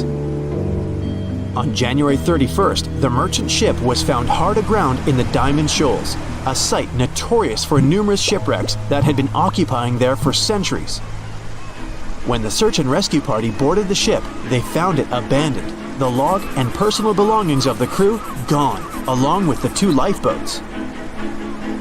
There is still no answer to what happened on board of Carol A. Deering that January, although the most popular version was mutiny. Maybe we'll never find out the truth though. SS Bechimo is perhaps one of the most notable ghost ships in history. This large cargo steamer was built in 1914 in Sweden and plodded its way dutifully over 16 years, trading provisions for pelts with native tribes of Alaska and Canada. But then, on October 1st, 1931, Bechimo got caught in pack ice. At first, it seemed the crew would be able to wait it out and continue on their route because the ship broke free in a couple of days. But in less than a week, it became caught again, this time for good. In another week, a rescue party was sent to fetch 22 of the Bechimo's crew, while another 15 remained behind to wait through the winter if necessary and get the ship back. But a month later, after a powerful blizzard struck their camp, the sailors went out of their shelters only to find the ship gone. Luckily, a few days later, a native hunter told that Bechimo hadn't been lost yet. He'd seen it about 45 miles from where they had been stationed. They managed to track it down, but decided the ship wouldn't survive the winter. So they took the most valuable cargo from its hold and abandoned it. They were wrong though. SS Bechimo did survive that winter, and many more that followed. When the ice broke, it sailed away on its own, drifting listlessly along the shores of Canada and Alaska. There were numerous sightings of the ghost ship, sometimes adrift in the open sea, and at other times stuck in the pack ice again. People attempted to board and salvage it, but weather conditions or lack of equipment always prevented them. SS Bechimo was last sighted by Native Alaskans in 1969, 38 years after its abandonment. What became of it later remains unknown. The story of SS Orang Medan is one of the most puzzling and harrowing ghost ship stories of the 20th century. No one even knows for sure if the ship even existed in the first place. It wasn't recorded in Lloyd's Shipping, the International Register of Ships, which makes it either a tall tale or a vessel that avoided being officially recognized for some shady reasons. In any case, the accounts as to what happened to the Medan vary. According to most reports, it was carrying some unknown cargo in the Indonesian waters when a distress call was received by another ship in the vicinity. The officer on duty heard an SOS message, but its contents are different depending on the accounts. The message did not repeat, and the crew of Medan didn't answer to any attempts to contact it back. The ship that received the distress call hurried to the rescue, but they only reached the vessel the following day, when it was already drifting and slightly listing. When the rescuers boarded the ship, they found that none of the crew had survived. However, one lifeboat was missing, which implied that there was at least one crew member who managed to escape. What happened to the rest of the people on board remains a mystery to this day. Still, there are no hard facts about this story, so we might never find out whether SS Orang Medan was actually a ship and not a thing of fiction. SV Sabrina was a 3-mast sailing barge built in 1873 for river trade ships in South America. She served for well over 4 decades, proving to be a sturdy and reliable ship. It was later transferred to Europe, where it continued serving its purpose well. But then, in October 1917, Sabrina set sail on a regular voyage only to be found ashore several days later. Mysteriously, although the ship was perfectly intact, the entire crew of 5 and the captain were gone. There is no direct evidence or hard facts as to what really happened that day. The most convincing theory is that the crew were washed away from the deck because of an underwater explosion. And then the ship sailed ahead without them. But the truth, as always, remains unknown.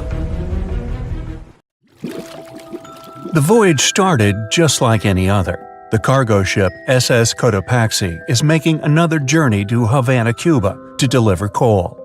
It's November 29, 1925.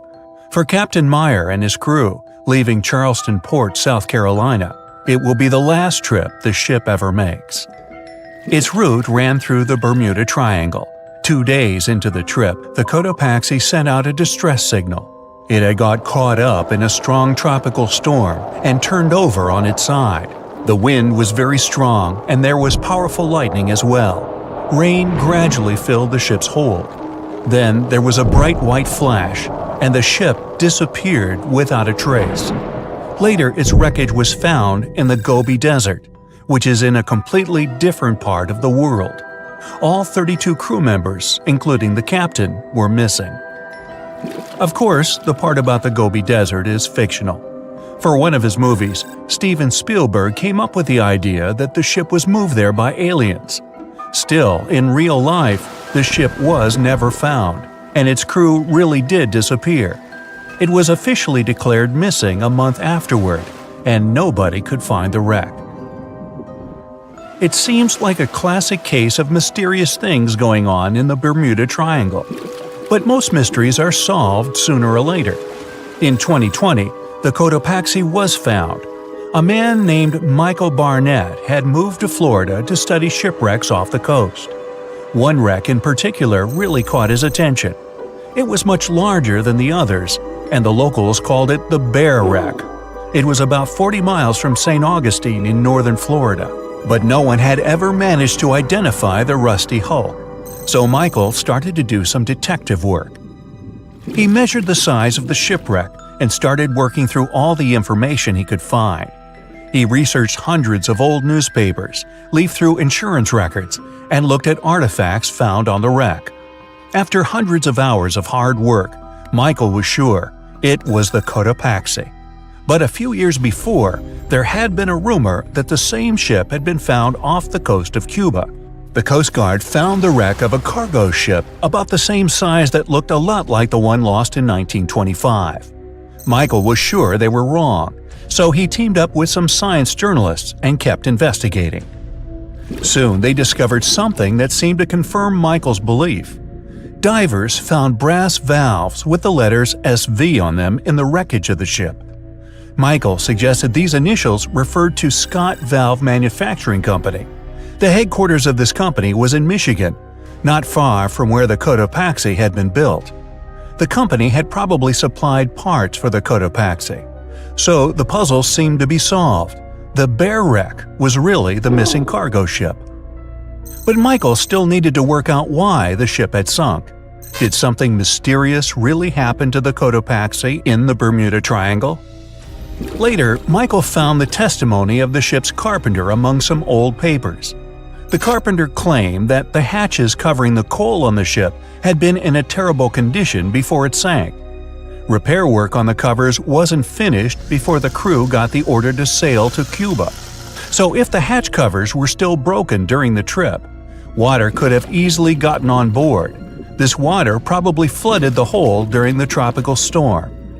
This was the real reason why the Cotopaxi went down. There was really nothing mysterious about it. It was just a mistake made by ordinary people. But this is just one example out of dozens, or even hundreds, where ships and planes have gone missing in the Bermuda Triangle. We still can't explain some of these incidents. It seems like there really is something weird going on there.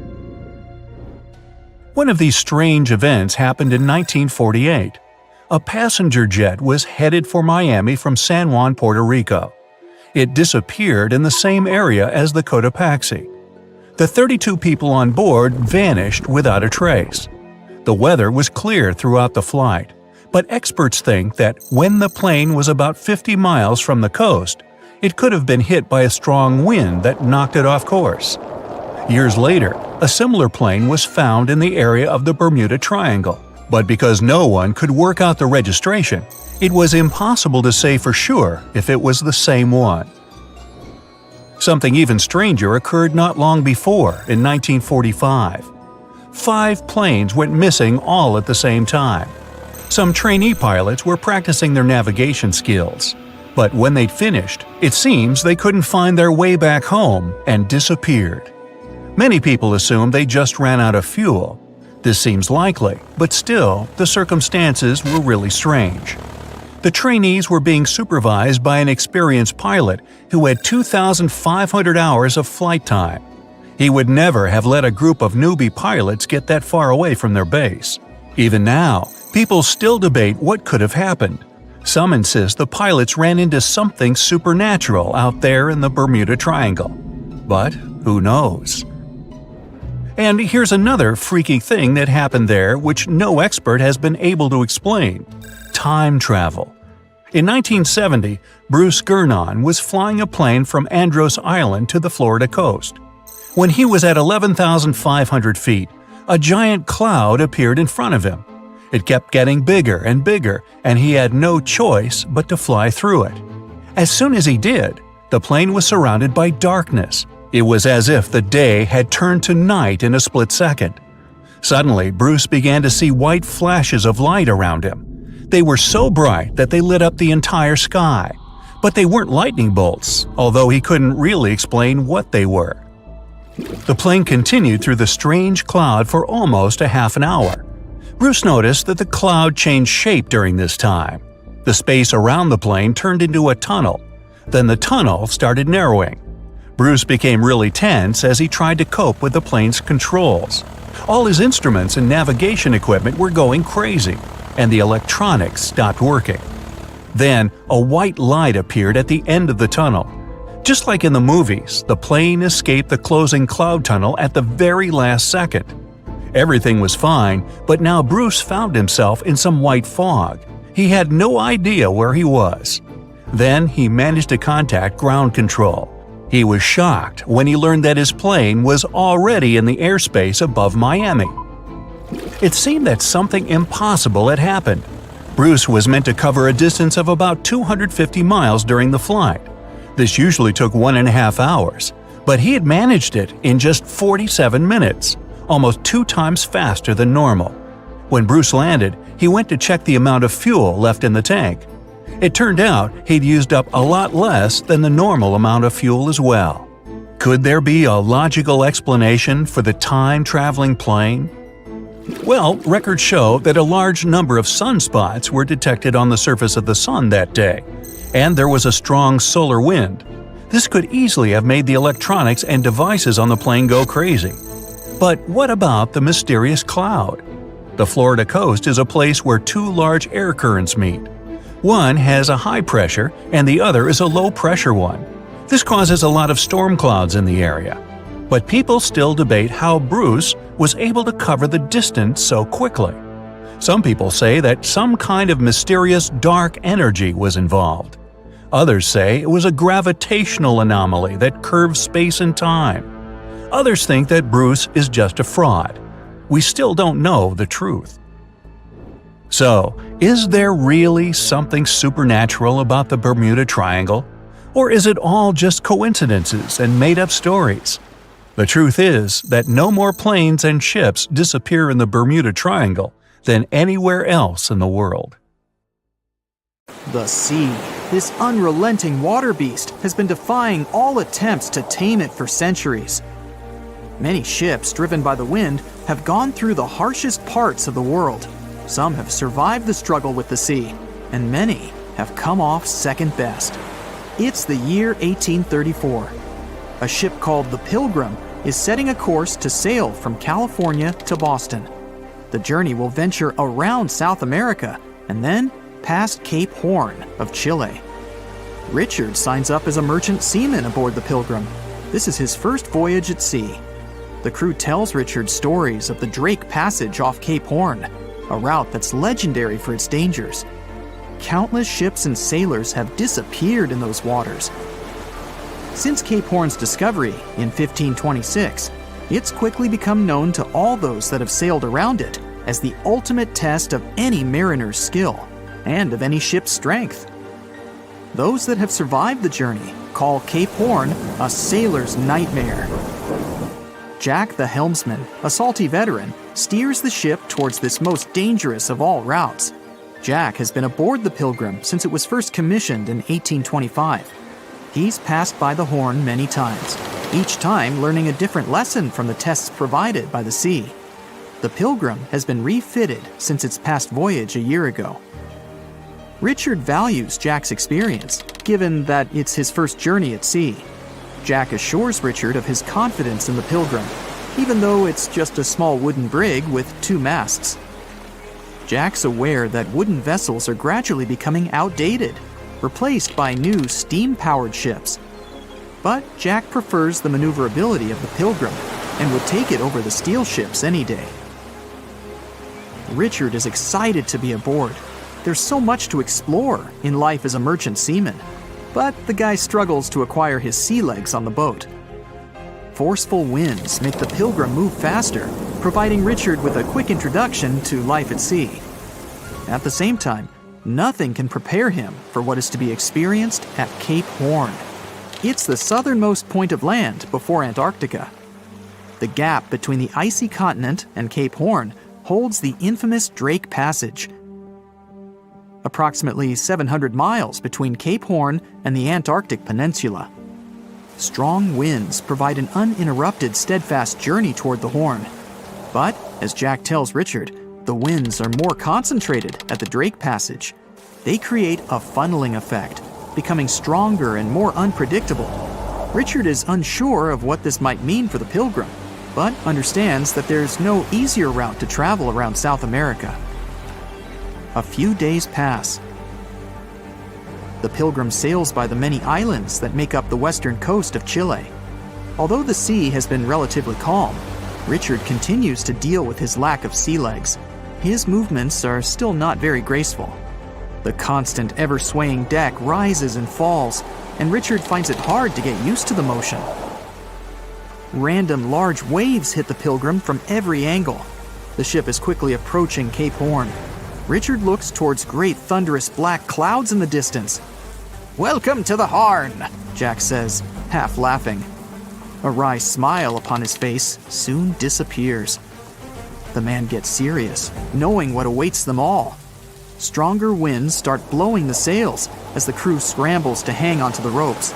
Richard desperately sets to adjust the aft sails, adjusting for the constant change in strong southerly winds. Jack holds firm at the helm, knowing the importance of his role. He's wary of the swell. It can build very quickly the further south they travel. It's crucial the Pilgrim doesn't venture too close to the Horn when they approach. The great darkness that was in the distance is now all around them, filling the sky in every direction. Blackened clouds throw rain and hail down at the crew as they try to resist the enraged weather. Jack is directed by the captain at the helm, changing the direction of the vessel. The temperature has dropped significantly. Barely keeping the water from his eyes, he turns toward the port side bow to provide his face a brief break from the torment of the wind. Looking out into the distance, the man sees the Horn standing alone, surrounded by mist. It's a haunting sight. He steers the Pilgrim along the face of the Horn, the distance getting shorter. The waves shrink in height since the depths become shallower. But these waves are much steeper, and their angle can cause more damage to the wooden vessel. Jack's unsure how much of these waves the Pilgrim can take before the hull is breached. Richard, still posted at the aft sails, watches the water and icebergs floating by. He's unsure how large they actually are, since they're mostly hidden underwater. But he knows to alert Jack if any get too close. Just one iceberg hitting the Pilgrim will be all that the hull can withstand. Dutifully, he watches over the side and into the distance. Icebergs aren't the only thing to look out for. Rogue waves are common in these seas as well. The connecting Antarctic and Pacific Oceans, mixed with stormy weather, form waves together. This creates much larger rogue waves. Such waves have been known to reach up to 100 feet tall. They can destroy most vessels in their path. It'll surely be the end of the Pilgrim if it comes across a rogue wave. Strong currents adjust the route of the Pilgrim, as though the Horn is trying to lure the ship toward its rocky shallows. Slowly, they are getting pulled closer toward the Horn. Jack is fighting the current at the helm. Spinning the wheel, he strains his body as much as he can. Grunting, he plunges the wheel from the port side to starboard and back again. The captain keeps yelling directions. To a novice, they're extremely confusing. But Jack, a hardened veteran, continues to interpret the directions with ease, steering to readjust their course away from the Horn. The captain orders Richard to assess the hull below the decks. With the level of pounding the Drake Passage has provided so far, it's surely harmed the ship in some way. Richard runs to the deck as another sailor yells something at him, but the noise of the sea makes it difficult to hear. A wave hits the side, flowing onto the deck. Richard manages to hang on to the mast before he's almost swept overboard. The entire front deck seems to be underwater. Hanging on as the water rolls off the sides of the ship and waiting for it to clear, Richard watches the Horn slowly go past. Still, it beckons toward the Pilgrim, as though asking for its dues from the crew. The currents are still pulling the ship, while the storm is raging on, with no end of the struggle in sight. The storm is growing ever larger and fiercer. Richard gathers himself to head below and assess the damage. After a slow descent to the lower decks, Richard can finally look over the hull from the ship's quarters. There's no damage from what he can gather. But he's shocked by the depth of the water inside. It's now at waist depth. Cups, amongst other things, float in the water. Even inside the ship, the guy can't escape the waves. Unable to make sense of it all, he stands frozen, listening to the almighty power of Mother Nature outside. The sea roars even more wildly, waves constantly thudding against the hull. It sounds like a somber drumbeat, a slow countdown to the demise of the Pilgrim. Richard forces himself back to the terrors of the above decks, grasping onto the rails to carefully walk the slippery stairs. He leaves the disturbing creaks of the wooden decks. They're soon replaced with the strained sounds of the ropes, the yells of other sailors, and the deafening roar of the sea crashing all around him. Jack is at the helm, focused on his role, still fighting the wind and the waves, even with the addition of ice and frost. It seems that the world around him has set its heart to distract the man from his duty, but Jack pushes on determinedly. For 9 days, the Pilgrim fights the constant changes in stormy weather, facing all kinds of obstacles, but the ship manages to make it through. As they leave the storm behind, the crew sets their course north for their final destination. The sight of the sun peeking through the dark clouds is the most relieving thing Richard has ever experienced. Unfortunately, Richard lost his rations at some stage during the storm. At sea, if your rations are lost, it's your own bad luck. Luckily, Jack is kind enough to share some of his. It's 2018. You get up early in the morning to go ashore and catch some fish. You come to the spot you were yesterday, throw the hook into the sea, and wait. The float is twitching. You've caught some fish, but hey, hello? Why aren't you doing anything? Right now, you don't care about the fish. You're looking at something in the distance. You open your mouth in surprise since you see a huge ship stuck on a shoal. It wasn't here yesterday, so it got here at night. Okay, it'll probably sail away sooner or later. You fish for a few more hours. During this time, you observe the ship and notice no movement there. Is it empty? Boats and the coastal service are sailing from the shore to the vessel. You decide to check it out too. You get in your old boat and go there. The mist descends to the water, making the ship look creepy. The colossal vessel is rusty and empty. But where is the whole crew? And how did it get there? The Coast Guard comes on board. They search the hold, the cabins, and the upper deck. There's someone's stuff, some remnants of food supplies, notebooks, and clothes. Everything suggests the crew has disappeared for some reason. Fishers who noticed the vessel first didn't see anyone coming down from the board. No radio signals were sent to the port, and no one reported about the ship. It appeared here from nowhere. The only chance to get any information is to look at the number and name of the vessel. This is Sam Ratulangi, PB 1600. The Coast Guard checks the information, studies the data of all the country ships, and no way. One company built the boat in 2001 in Indonesia. People used it to transport heavy loads across the seas around Asia. The ship had been properly operating for 8 years. People were delivering industrial goods to different points in the region, but something went wrong. In 2009, Sam Ratulangi was sailing near the coast of Taiwan, and that's it. There were no further records about it. There were no reports in any port. Everyone thought it must have drowned, so no one had been looking for it for years. And then, 9 years later, it appears here, big and rusty, off the coast of Myanmar, without sailors, without fuel. An investigation starts. City services are trying to find out the names of all the sailors working on the ship and find clues that would lead to solving this mystery. They also hope the ship owner will appear soon. They find 2 tow ropes on board. This means that some other ship towed Sam Ratulangi to this place. Then they identify and find 13 crew members. These people say they wanted to reach the factory in Bangladesh to repair Sam Ratulangi. Another vessel helped tow the ship, but then 2 cables tore off, and a storm began. No one wanted to stay on board during such weather, so the crew members left it. No one knows what the ship has been doing for the last 9 years, and how it was possible without people on board. And here's another, much more mysterious ship story. On February 16, 2020, locals found a large cargo ship stuck on a rocky shore off the coast of an Irish village. The boat looked rusty, with holes in the hull and rotten parts.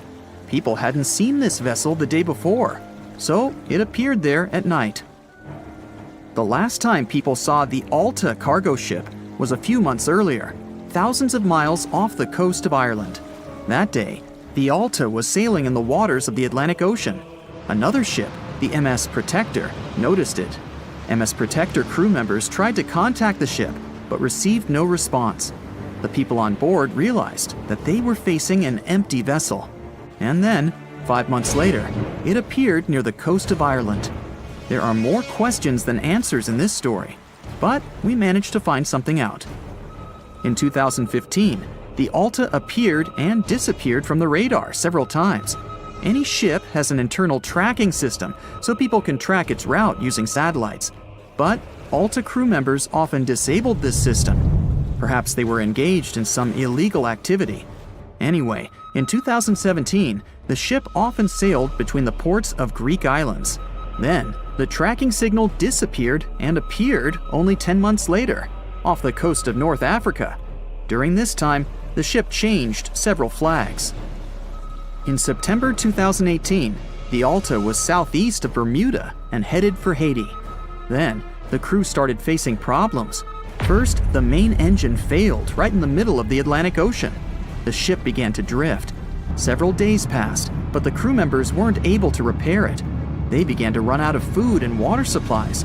The situation got even worse when they found out that a hurricane was approaching the place.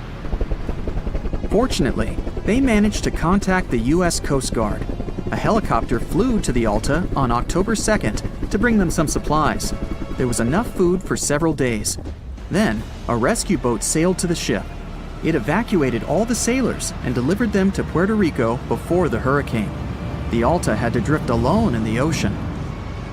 After a while, another ship approached the Alta to tow it to the shores of Guyana. But at this moment, everything went wrong. Someone stole the boat, disabled the tracking system, and sailed away in an unknown direction. After almost a year, the MS Protector found the empty Alta in the waters of the Atlantic Ocean. And then, 9 months later, the ship without a crew sailed to the shores of Ireland. How did it manage to travel across the Atlantic and get to the coast of Ireland? It's still a mystery. Maybe it was just luck. No one else saw the ship all this time. It was just covering huge distances, surviving storms. Who's the captain? What happened to the thieves? Who owns the ship now? One day, someone called the village administration and introduced themselves as the vessel owner. But that unknown person didn't provide any evidence. They found several barrels of oil on the ship, which they took away by helicopter. The Alta was rusting. Corrosion of metal could damage the environment. The vessel had no commercial value, yet it would have taken millions to get rid of it. There were 3 options for what to do: leave the ship where it was, tow it into the sea and let it sink, or disassemble it for scrap. But nature had its own plans. Storms and strong waves split the hull into 2 parts. The Alta was drifting without a crew in the waters of the Atlantic Ocean for about 2 years. But this is nothing compared to a ship that was traveling for 38 years. The record belongs to the SS Bechimo. It was a merchant vessel owned by some trading company. In 1931, the ship found itself on the ice off the coast of Alaska.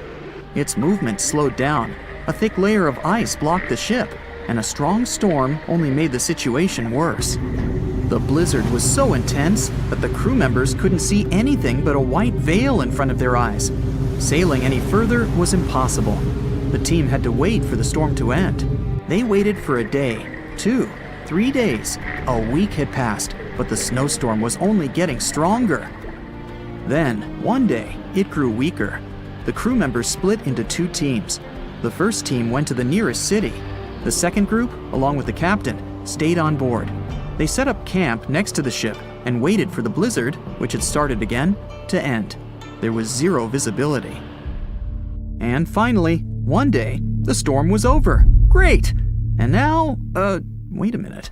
But where is the ship? The SS Bechimo just disappeared during the blizzard. The captain was sure that the ship had sunk, so he left along with the crew. Then, a week later, they saw the vessel drifting near the area where they had lost it. The hull was damaged so severely that it was unsafe to sail on it. Repairing the ship would be pointless and expensive, so the captain decided to abandon it. He was sure that it would go underwater sooner or later, but it stayed afloat for the next few days, the next few months, and a few years. People had reported seeing it at various points along the coast of Alaska for 38 years. The last record of the SS Bechimo is dated 1969. Those who saw it claimed the ship was completely frozen, almost merged with the ice. Some people planned to start an expedition to find the ship, but all attempts were unsuccessful. The vessel is probably lying somewhere on the deep sea floor.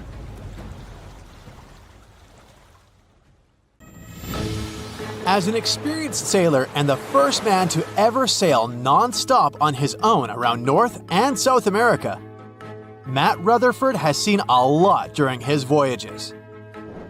But what he saw in 2013 while sailing through the waters of the Atlantic with his colleague surely stands out. Some 800 miles off the coast of Bermuda, not far away from the famous Bermuda Triangle, they noticed a boat that seemed to be moving by itself. The sails weren't up and the motor wasn't running. The sailors decided to check if there was someone who needed their help aboard, so they moved closer to the mysterious ship.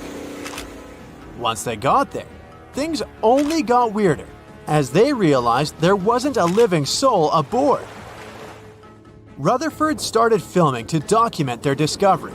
The boat looked so awfully abandoned that they expected to find some pretty scary things in there. But it didn't stop Rutherford from searching the vessel.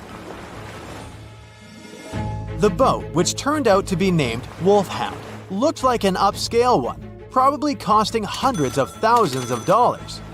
It was pretty weird to find it floating by itself in the middle of the ocean. It seemed like whoever abandoned it was leaving in a rush. There were clothes and other personal belongings all over the main cabin. Some parts of the ceiling had fallen and some drawers had popped open. The brave sailors decided to tow the ghost ship back to Bermuda. It wasn't easy because Wolfhound was bigger and heavier than their boat. After days at sea, the crew was running low on fuel and asked a passing freighter to stop and give them some gas. They kept pulling Wolfhound until the tow line got wrapped around the rudder and they realized they could get stranded in the Bermuda Triangle. So they had to abandon the ship. What really happened and how Wolfhound ended up in the middle of the ocean will probably remain a mystery. Rumor has it that it belonged to a member of the Royal Irish Yacht Club. The ship was going on its first voyage from Connecticut to Bermuda and then Antigua. It got in a terrible storm around 400 miles away from Delaware. The winds were so strong that the yacht suffered 2 knockdowns. A Greek cargo ship rescued the crew. They left the ship with an emergency beacon on.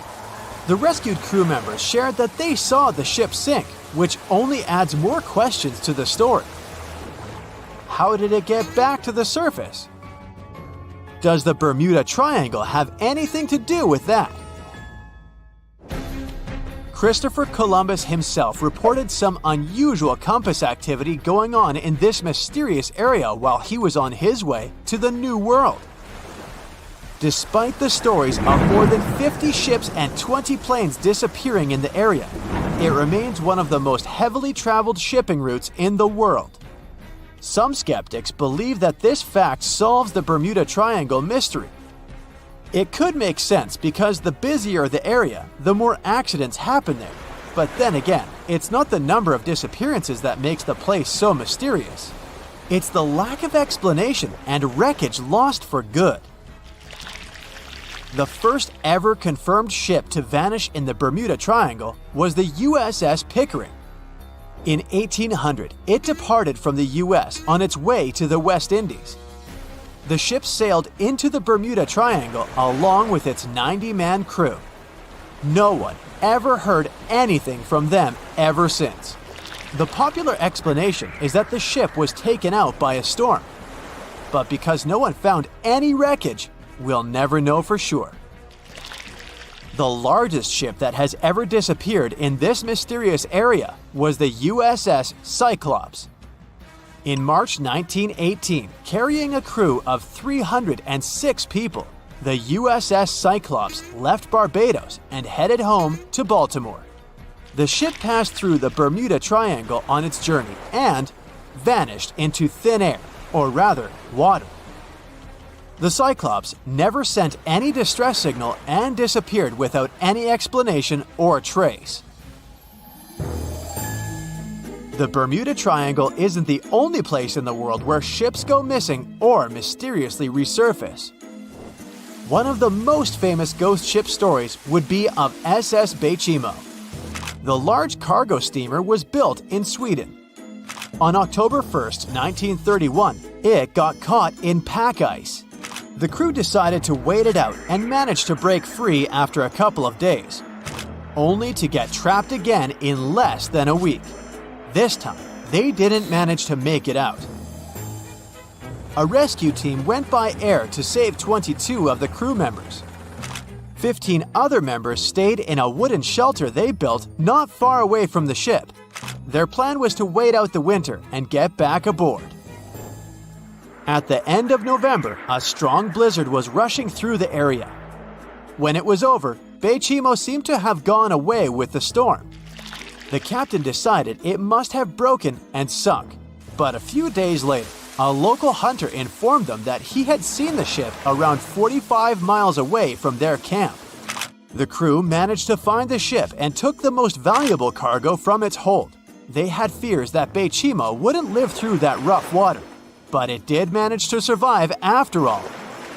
Once the ice was gone, it floated away and ended up drifting along the shores of Canada and Alaska.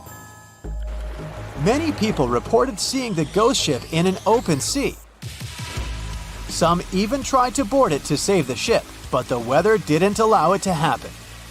The last time someone saw SS Bechimo was in 1969, 38 years after its crew had left it. It could still be drifting somewhere in the ocean. The story of MV Hoita happened in the South Pacific. The ship was originally a wooden luxury yacht.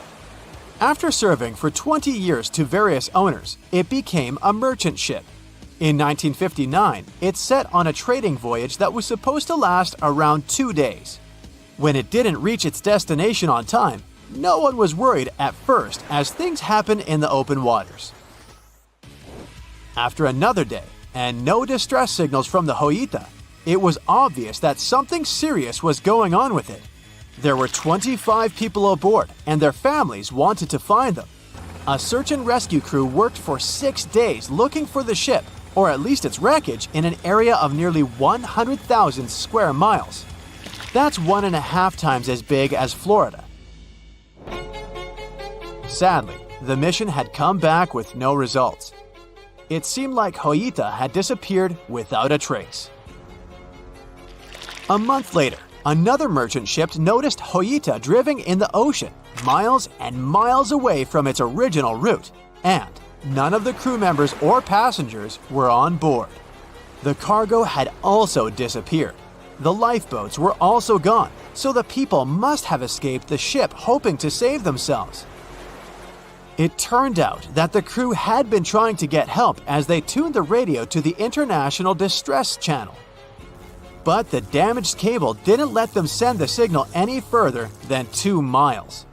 It also looked like when they were leaving the ship, the crew took the logbook with them, and we still don't know what exactly happened to Hoita. Family members of those who were on board are still looking for answers. One professor claims it must have been a corroded pipe that leaked and flooded the vessel, but we'll most likely never know for sure. In the Pacific Ocean, near Japan, there is an area nicknamed the Devil's Sea. It's believed to be one of the 12 vile vortices around the Earth. Some people claim that vile vortices have weird things going on in them because the pull of the planet's electromagnetic waves is stronger there than anywhere else. The most famous ship that disappeared in the area was a fishery patrol vessel in 1952. The ship went there to investigate the vessels that went missing previously and disappeared along with 31 crew members. Scientists who don't believe it was a mysterious disappearance blame the underwater volcano eruption for what happened. It has recently become a popular location for many tourists looking for the perfect place to get away from it all. If you're lucky enough to catch a sunny day here, it's like no other, I can assure you. Chances are, you'll end up having loads of foggy days, but let's be honest, they have a special allure of their own. This enchanting smile-shaped island is called Sable Island. It's located 190 miles from mainland Nova Scotia. It wasn't accessible to the general public until 2013. That's when it was added to the list of National Parks of Canada. You can get here either by plane or by water. But what's so enchanting about this place anyway? There must be something since the yearly tourist count is growing every year. Firstly, there's a spectacular number of wild horses here. There are between 200 and 500 horses roaming free all over the island. There's also a large population of gray seals. The place is also the only breeding location of a rare bird species called the Ipswich sparrow. If you're already considering a trip here, there are some things you need to know first. Remember that fog I mentioned earlier? Well, it turns out that Sable Island is the foggiest place in the Canadian Maritimes. I'm talking about approximately 127 foggy days each year. During such days, Sable Island literally disappears underneath a thick layer of fog. You won't be able to explore the place on your own either. The local regulations state that visitors need to travel within a group, and they also need to keep a 197-foot distance from the wildlife they can encounter here. As charming as this place may be, it holds a dark secret hidden beneath the sandy dunes, and it has nothing to do with beautiful creatures living here or the island's unique vegetation. Apart from being known from its horses and seals, Sable Island is infamous for an overwhelming number of shipwrecks. Over the years, about 350 ships have ended their lives here, on these sandbars. When survivors described their experiences, they usually mentioned harsh weather conditions near this mysterious island. The island also made its way into literature when it was described in a book called The Perfect Storm, which was written by Sebastian Junger and published in 1997. The book was so successful that it was later adapted for the big screen in 2000, with George Clooney playing the leading role. The first recorded shipwreck near Sable Island dates back to 1583. The boat was named the HMS Delight and was under the command of British adventurer and explorer Sir Humphrey Gilbert. Only 17 people managed to survive the catastrophe by escaping in a small boat. Records mention that they spent 7 days at sea before reaching the shores of Newfoundland. In 1884, another vessel named the Nicosia struggled in the thick fog as well. The ship was completely destroyed, but fortunately, all 18 crew members managed to survive. The captain's son was almost lost at sea when a lifeboat capsized when he was climbing into it. He somehow managed to stay underneath the lifeboat, which was completely submerged. When this lifeboat righted, he eventually emerged from the water and was rescued for the second time. The years between 1947 and 1999 were relatively quiet on the island. In 1999, though, a yacht called the Merrimack ran aground near the shore of the island at about 2 a.m. on July 27th. The 40-foot fiberglass boat had a crew of only 3 people. Natural gas exploration workers, who were luckily not far away, rescued them. The crew managed to fly safely to Halifax the next day. The owner of the Merrimack tried to recover his boat by hiring local fishermen. Unfortunately, this operation was unsuccessful, since only the fittings of the yacht were eventually saved. It took no more than 6 weeks for the sand and waves to crush and completely break up the hull of the Merrimack. So what is it about this place that's so dangerous for boats? Does it have anything to do with the weather? Or maybe there's other forces at play? The explanation turns out to be a bit more complex, and it wasn't easy to figure out, at least not way back in the 1500s. First of all, the island is located close to one of the world's richest fishing grounds. Since it's also near one of the major shipping routes between Europe and North America, hundreds of vessels sail past it each year. The likelihood of shipwreck increases when there are so many boats roaming around the area. Sable Island is also in the way of most of the storms that move up the Atlantic coast of North America. It's no surprise that boats often get hurtled straight onto the shores of this island. The weather has a lot to do with it too. During the summer season, the warm air from the Gulf Stream creates a dense fog as it merges with the cool air by the Labrador Current that passes by the island. Other currents don't help the matter. Sable Island is next to the meeting point of three major ocean currents: the Gulf Stream, the Labrador Current, and the Belle Isle Current. Since the 1950s, radars and other modern navigation tools have been used on commercial vessels as well. Up until then, the sextant was the main instrument used to figure out a ship's location. It doesn't mean that sextants weren't accurate, but this instrument couldn't work properly without a clear view of the sun or stars, which means it didn't help much in dense fog, such as the one surrounding Sable Island, or when it was cloudy. Often during bad weather, the captain of a ship navigated, relying on their experiences and intuition based on the ship's speed and direction. That's why most of the survivors in shipwrecks near Sable Island said that the captain had simply miscalculated the ship's position, crashing into Sable Island by accident. This dusty, sandy land is as unfriendly to ships as it is to trees. There's reportedly a single tree on the whole island, and it looks a lot more like a bush. It's actually a pine tree. And since the famous island horses don't see it as much of a food source, it somehow managed to survive. Reports say that the tree was planted back in the 1950s. Local authorities were trying to grow a forest on the island to make it a bit more welcoming. They've planted tens of thousands of trees over the years, more than 69,000 evergreens, 600 fruit trees, and about 55 pounds of pine seeds, along with other plants which could survive the conditions on the island. But they were no match for the extreme weather and sandy soil. Out of all those plants, just one pine tree is still alive. Thanks to its resistance, it has even become a symbol of Sable Island. Interestingly, for around 40 years, the island also had just one inhabitant. Can you imagine that? One person living on a remote island for so many decades? It's the story of a woman called Zoe Lucas. She chose to surround herself with the only residents on the island: the horses, the gray seals, and the many species of birds. An esteemed naturalist, she mentioned in an interview she gave back in 2017 that she was used to living on the island and that she never got lonely. To survive here, she had to put together an essentials kit. It included a notebook to take notes and a pair of binoculars to study the wildlife.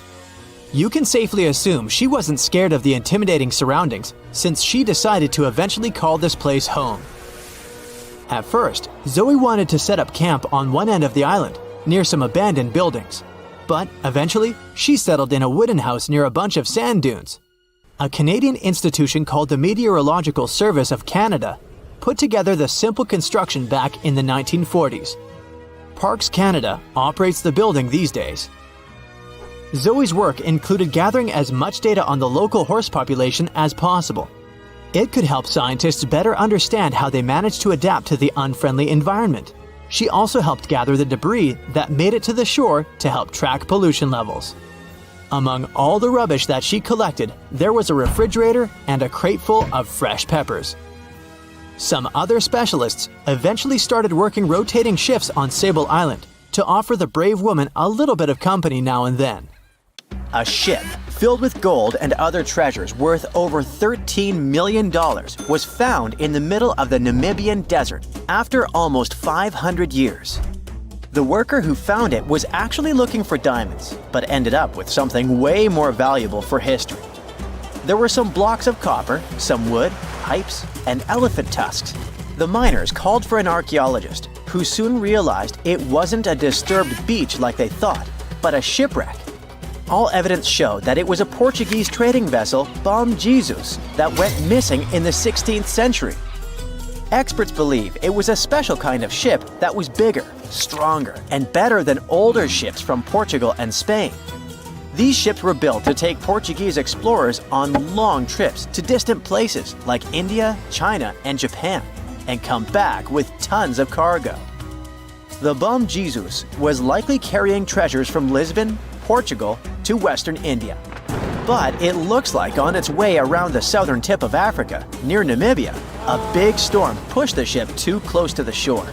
The ship hit a rock, tipped over, and broke apart, sinking into the ocean. Archaeologists found treasure from the captain's chest under the water, which probably fell out when the ship's wooden hull broke. They also found pieces of the ship scattered along the shore, likely from the violent storm and later by construction in the area.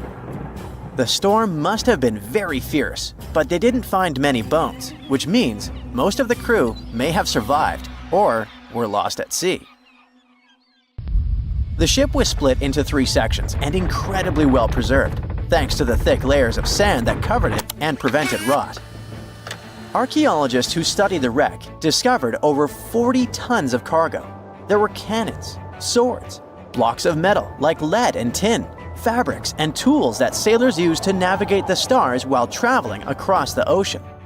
The most exciting discovery was 1,845 copper ingots, weighing as much as 16 to 17 tons altogether.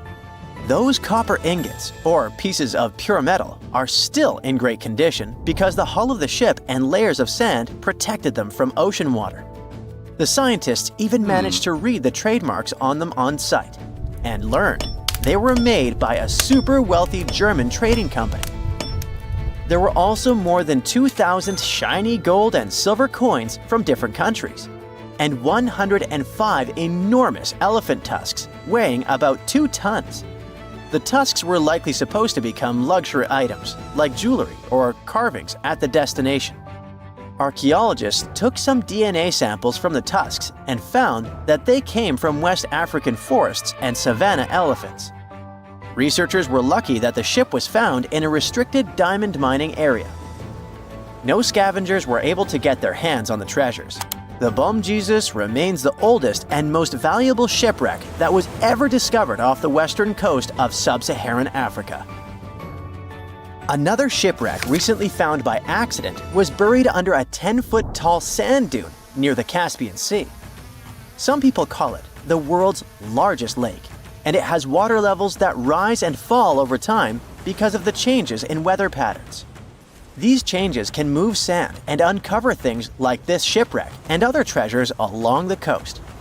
As the dune slowly disappeared, the ship started to show. Before digging it out, scientists worried that waves from the sea might damage the wreck. To protect it, they built a wall using thousands of sandbags to keep the waves away. When the ship was uncovered, they discovered it was a 3-masted, 92-foot-long merchant ship with a strong double hull. Wood samples showed the ship was built in the 18th to 19th century using trees like Scots pine, spruce, and larch from the Volga River area or the Caucasus. They even found buckwheat and plants from the same region, which were probably traded or used to feed the sailors. It proves that the ship was part of a group of merchant ships that once sailed the Caspian Sea. An amateur fisherman who was 20 feet under the sea off the coast of Turkey noticed some huge metal remains. He had an underwater camera, so he made footage of the discovery and took it to scientists. They immediately started an investigation and learned that it must be a shipwreck from the first decades of the 20th century. It could be one of the Ottoman Empire ships that had an important mission to deliver supplies, but disappeared without a trace. Scientists got permission to study this Black Sea wreck in detail to learn more about its mysteries. They're hoping to find its shipyard documents to find some answers, as the ship itself is in terrible condition and is tricky to work with.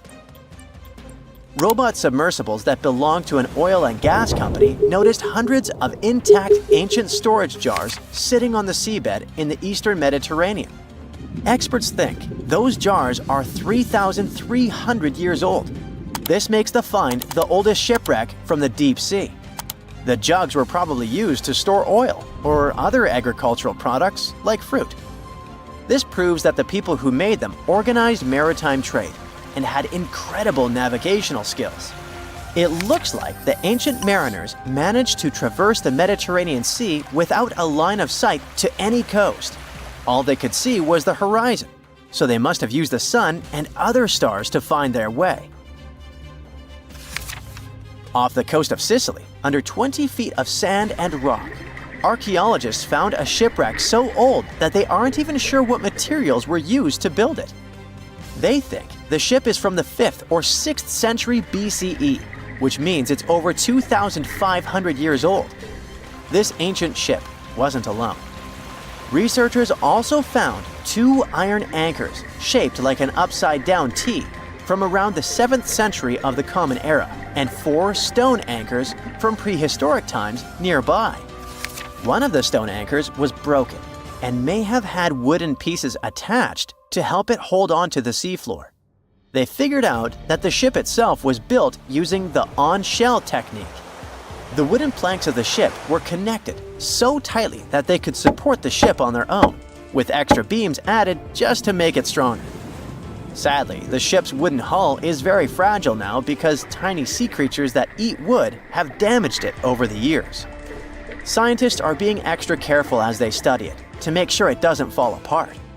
This discovery is such a big deal because it was built during a time when Sicily was super important for trade. Back then, the Greeks and Punics were trying to take control of the seas long before Rome became the ruler of the Mediterranean. By studying this ship, scientists hope to learn more about how people traveled and traded in those ancient times. One more shipwreck, this time off the coast of Kenya. Could be from Vasco da Gama's final voyage. This Portuguese explorer was the first European to reach India by sea around the Cape of Good Hope.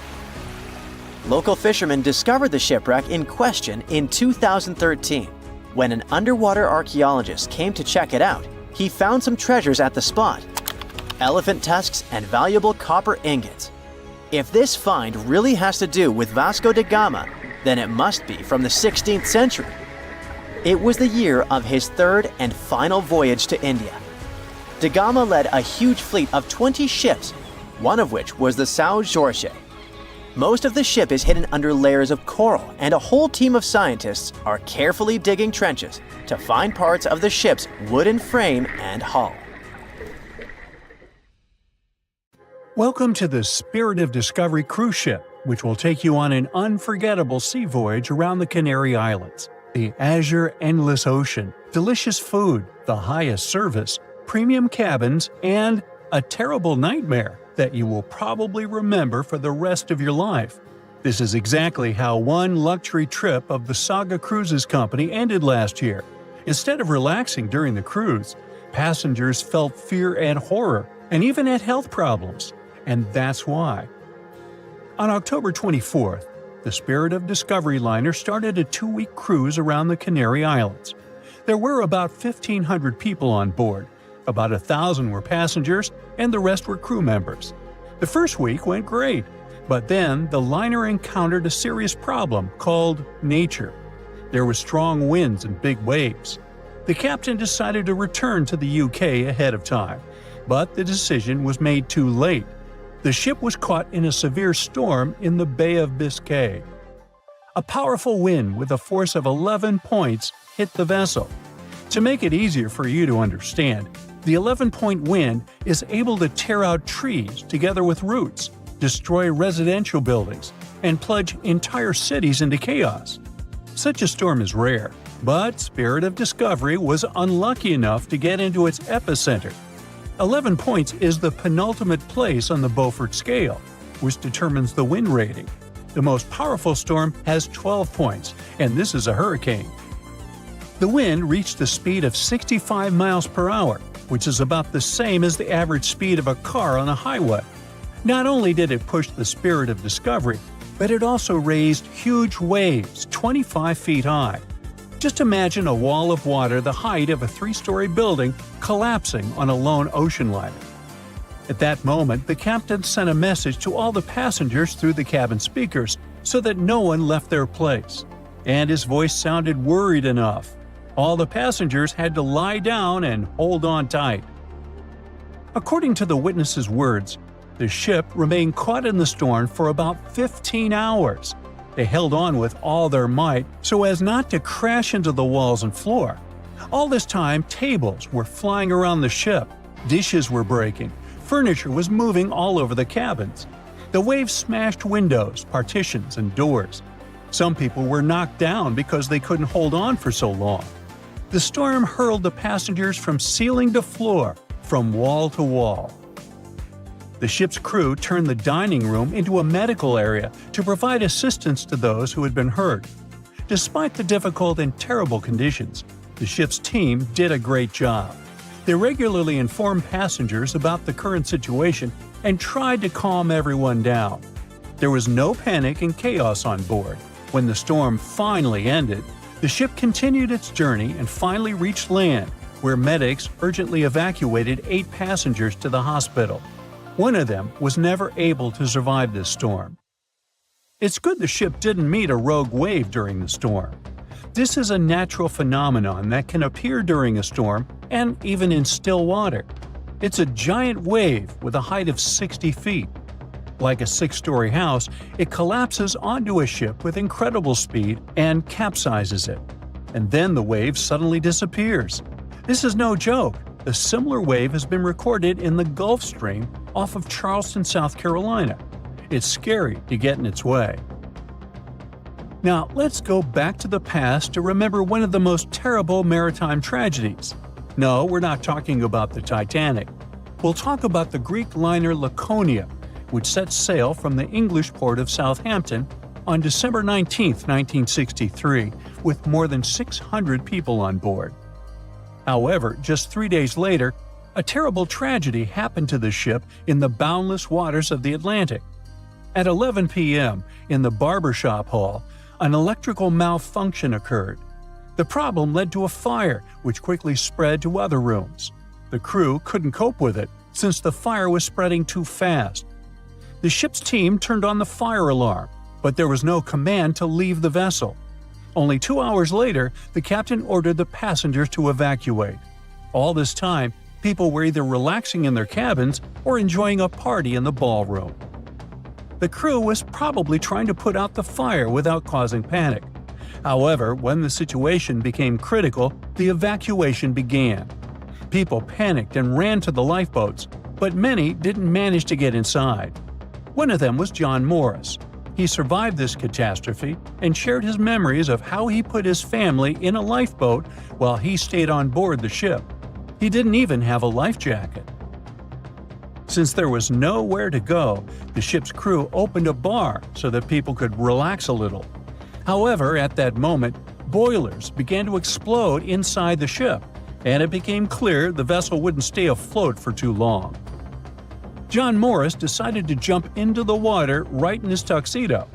As soon as he was overboard, he grabbed onto a piece of wooden deck cargo and swam as far away from the ship as he could.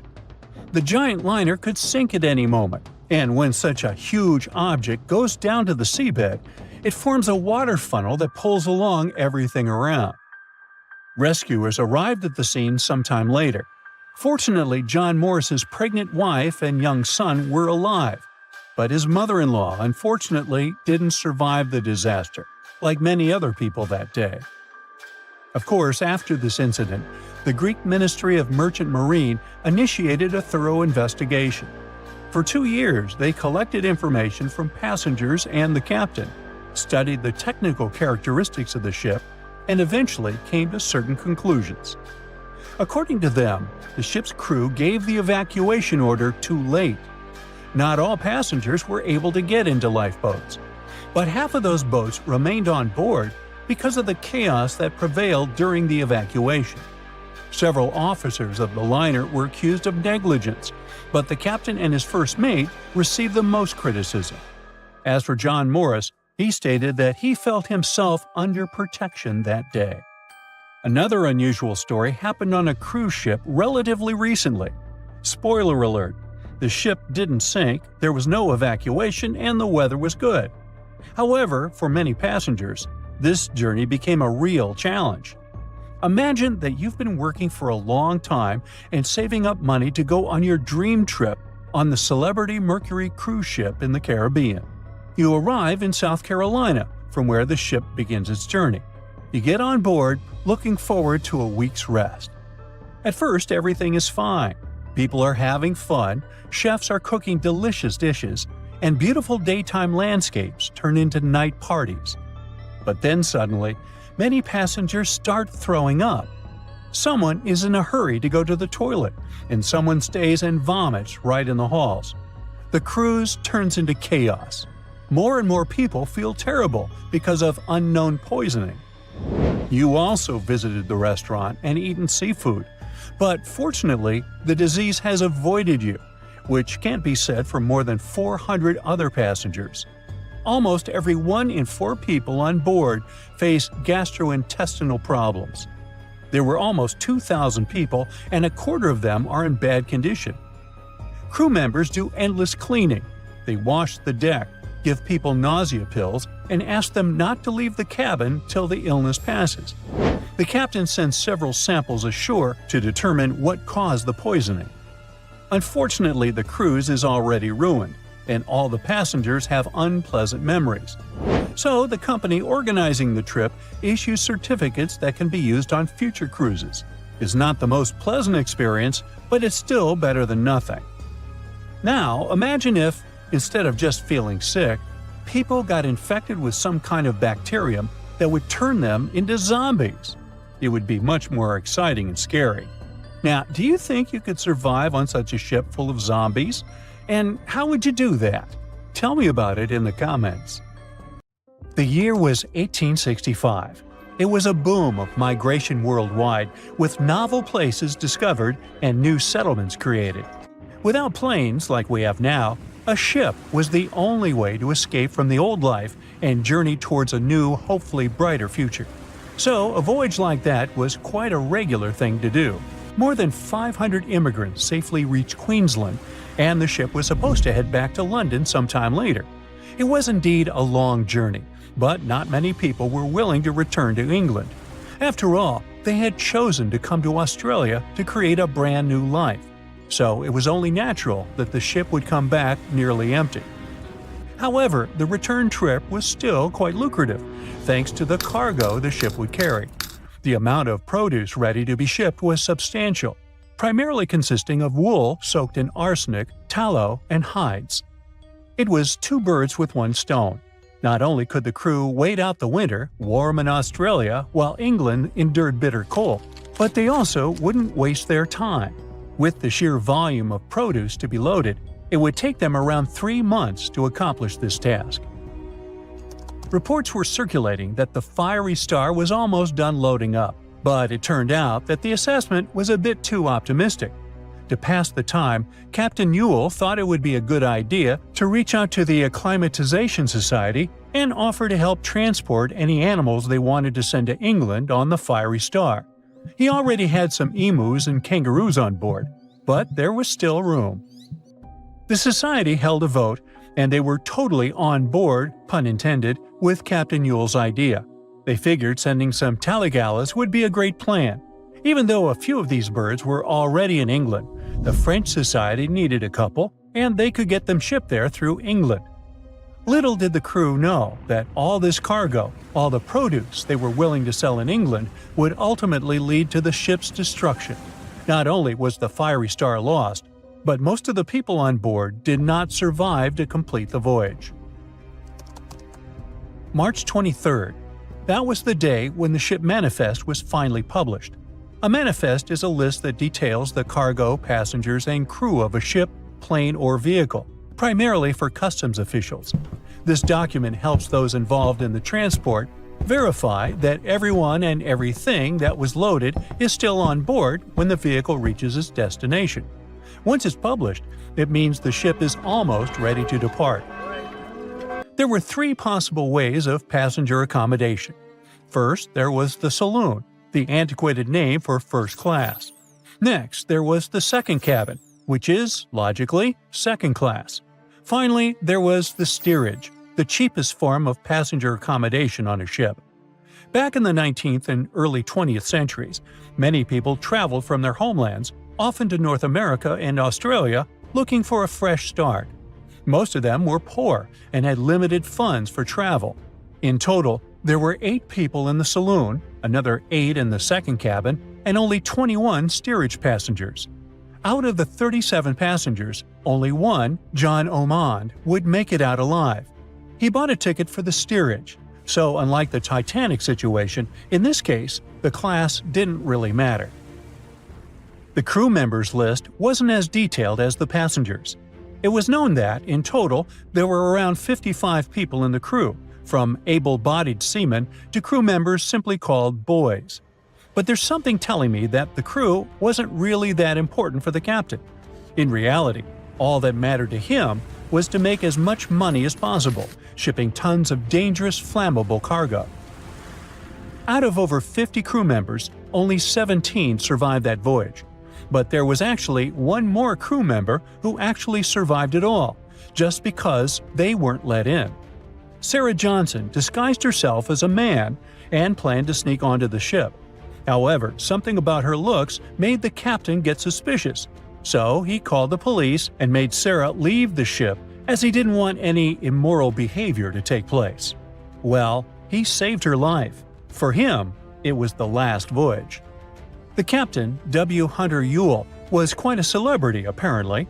He already had a record of the safe landing of immigrants in the previous year, so there seemingly was no reason to worry. The trip promised to be safe. Clipper Fiery Star left Moreton Bay bound for London. The passengers took their places. The cargo had already been loaded. The full list is astonishing. In addition to all the wool, tallow, cotton, hides, and horns, there were also 6 cases of arrowroot and various other packages. And we can't forget the animals the captain took aboard too. The Fiery Star was far away, yet still observable to the east as it headed toward the Pacific Ocean. This was the last information available until May 26, when news of its destruction emerged from Brisbane. Chief Officer William Sargent's log reveals that the Fiery Star took 12 days to reach the southern tip of New Zealand, passing on April 11, 1865. The trip was going well until heavy seas ruined 2 longboats on April 17. On this day, a strong odor of smoke alerted the captain. When he checked, he found the lower hold completely filled with smoke from a fire fueled by the ship's flammable cargo. The hatches were quickly closed to try to contain the flames, but by the next day, the heat and toxic smoke had forced passengers out of their cabins. George Maber was one of the lucky survivors. He was the ship's engineer, and he recalled the chaotic events on April 20th, as Captain Ewell and most of the crew and passengers tried to evacuate in rough weather. At around 6 p.m., the ship took on water, and without much warning, Captain Ewell, 4 crew members, and a few female passengers hopped into a lifeboat and headed out. The next boat, managed by the second mate, Mr. Adio, was a gig, followed by a crowded jolly boat. Lastly, there was a waste boat, which was barely seaworthy, with 2 men constantly bailing water to keep it afloat. The plan was for the boats to stay close to the Fiery Star overnight and head for the Chatham Islands the next morning. But by dawn on April 21st, all 4 boats had vanished without a trace. On the burning ship, there were 17 crew members and passenger John Oman, who banded together under Chief Officer William Sargent's leadership. For 5 days and nights, George Maber pumped water on the fire without rest. He volunteered to go down the forehatch with a rope around him and a handkerchief over his mouth. He discovered that the foremast had been burned through for about 7 inches, and the port side was severely damaged, resembling an empty shell. Exhausted, he returned for fresh air, but later descended again with Quartermaster Marshall to access a water tank. They couldn't open the lid, and as George crawled over the hides, he felt himself sinking. When they reached the deck, they collapsed from exhaustion. The cargo had been destroyed by smoke and fire, and the heat on the deck was intolerable. The crew survived on limited rations and caged chickens, using every spare piece of wood, including pigsties, for the pumps. Distressed pigs ran wild in the heat. A raft was constructed, but was too weak for the open sea. Sleep was elusive, and the crew had lost everything, with only hopes of reaching land or meeting another ship. Finally, the Dauntless appeared and sent a lifeboat to the Fiery Star. Captain Moore boarded the Fiery Star on May 12th, and after assessing the situation, he agreed that the crew could do no more. They boarded the Dauntless at 4 p.m., witnessing the fiery star succumb to flames by 11:30 p.m. It was a narrow escape. There's a stretch of water that even the most experienced explorers fear.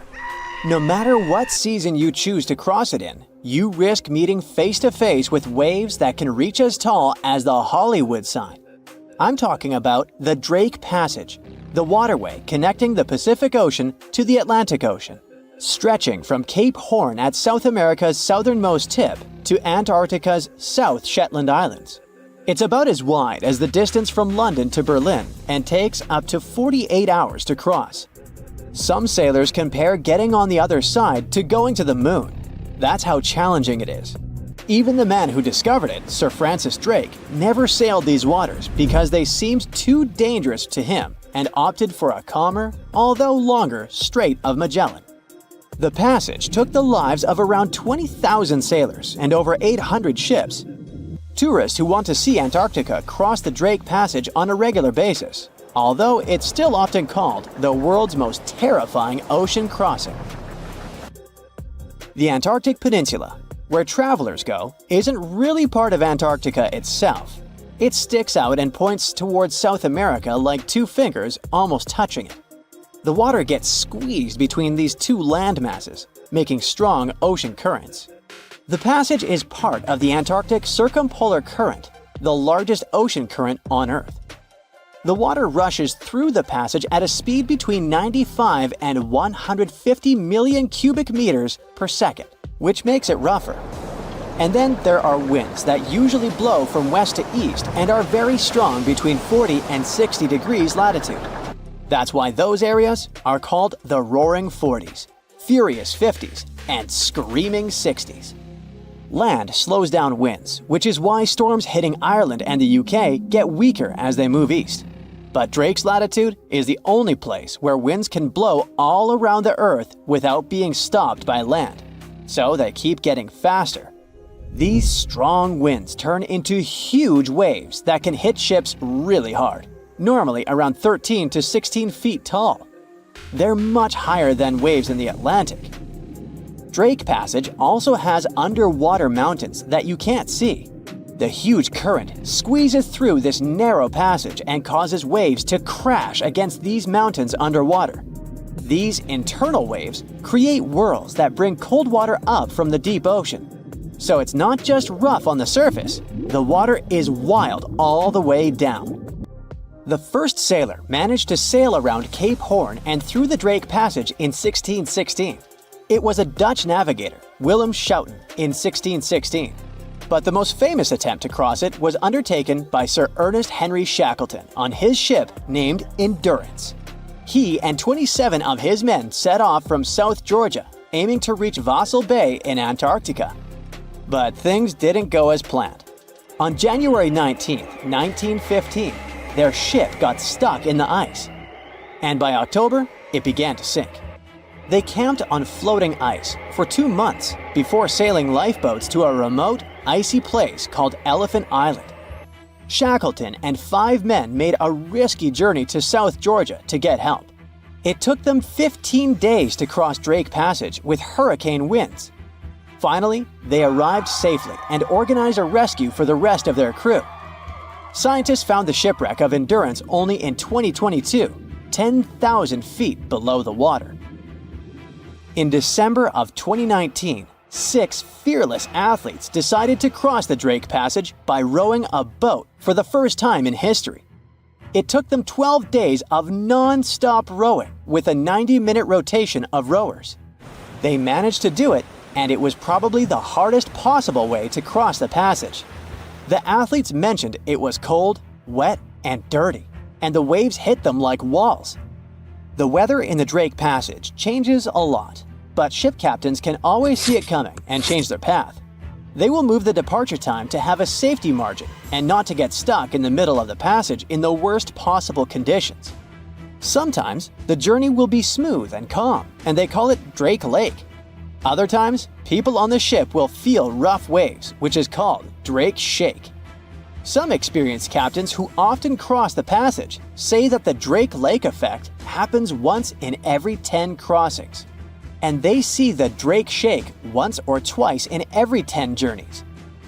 A schooner or a kayak will probably not survive the journey among giant waves, but modest vessels and cruise ships have sturdy hulls and advanced stabilizing mechanisms. So, the journey isn't that dangerous anymore, but still, it's quite an adventure, especially if you're seasick. If you don't feel like risking it but want to travel from the Pacific Ocean to the Atlantic Ocean by water the fast way, the Panama Canal is waiting for you. People first started thinking about making a water path across Panama in the 16th century. Back then, a Spanish explorer found out that only a thin piece of land separated the two oceans. But it seemed impossible to build it because of the mountains and thick jungle, so the idea had to wait a couple of centuries. Finally, in 1880, France, led by the man who built the Suez Canal in Egypt, tried to make the canal. But the people who started the construction soon found out it was much harder than it looked on a map.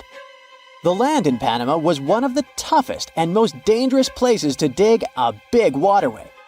Workers had to literally move huge mountains in a jungle full of snakes, where it was really hot and rainy. During the wet season, heavy rain turned rivers into wild rapids and soaked the workers. Sometimes, they didn't see the sun for 2 weeks, and their clothes stayed wet all the time. Big rocks were falling, and tiny mosquitoes that carried malaria made people very sick. And then, an earthquake happened on top of everything. They were losing thousands of people. That's why France decided to abandon the project after 7 years. Then, the United States bought the French assets in the canal zone and finished it by 1914. It cost the US around $375 million. The 50-mile-long passage of water saves ships traveling between New York and San Francisco 7,872 miles. Around 14,000 ships use it every year and pay around $1.8 million in tolls. So it looks like it all paid off. Another challenging waterway in this part of the world is the Amazon River. It's around 4,300 miles long and flows through 3 countries with over 30 million people living in its basin. But there isn't a single bridge across it. The river has many marshes and soft soils, so engineers would need to build very long bridges and very deep foundations, which costs a lot of money. Building bridges over deep water is tough, but in other places in the world, engineers can use things like floating platforms to help. The river's path and water levels change a lot during the year. During the dry season from June to November, the river is usually 2 to 6 miles wide. But in the wet season from December to April, the river can become as wide as 30 miles. And the water level can rise by 50 feet. That's why they can't build floating bridges or pontoons. The riverbanks are made of soft dirt that moves and erodes with the seasons, and it makes things even harder. It would have to be an absolutely unique project to overcome all these challenges. Luckily, there's no pressing need for a bridge across the Amazon right now. The river mostly goes through areas that are sparsely populated, so there aren't so many major roads to be connected by bridges. The moon shines brightly and illuminates the black water of the ocean. Thick fog descends on it in ominous silence. Then, it's suddenly broken by the creaking of wooden boards, followed by a rippling of the waves. Through the fog, you see the outline of an old, large ship. Its hull is rusty, and a strange cold is coming from it. But the most unsettling thing is that there's no one on the deck. The ship sails without a crew. No, this isn't a mythical Flying Dutchman, but a very real ghost ship. September 2nd, 2019. The British Royal Navy's ice patrol ship, called the HMS Protector, sails through the calm waters of the Atlantic Ocean. The time is 11 p.m. Some of the ship's crew are on deck, while others are sleeping in their cabins. The captain steers the ship and looks straight at the horizon. The sky is lit up by an orange twilight, and clouds float in the distance. Suddenly, against this beautiful landscape, one of the sailors notices the black silhouette of an unknown ship. The captain slows down and steers the ship a little closer to the mysterious vessel. This is an old cargo ship, 250 feet long.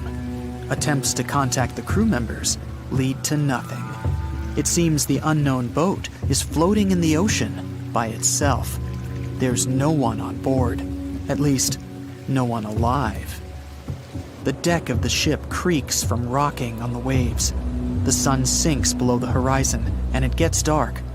The ship looks terrifying. British sailors don't dare to climb on that strange deck. They take a photo, post it on the internet, and sail away. Many people on the internet will assume the sailors met a real ghost ship. 5 months later, we're in the village of Ballycotton in County Cork, Ireland. A local leaves the house early in the morning to go for a daily run. Music in his headphones, fresh cool air, and a scenic route are ideal conditions for a good workout. The jogger runs along the road on the coast of the Celtic Sea. There was a strong storm last night, and now the sea looks calm. The man runs along the top of a low cliff and notices a huge vessel. An old rusty cargo ship 250 feet long lies on the beach, right among the rocks. No people on board. It seems the ship has been here for ages, but the local is sure this vessel wasn't here yesterday. A little later, it turns out this is the same ship that the sailors from the HMS Protector saw 5 months ago, thousands of miles from this place. The cargo ship, called the Alta, was built in 1976. Nobody knows who used it all this time and for what purposes. It's only known that in 2017, the ship was purchased by a new owner and marked with the flag of Tanzania.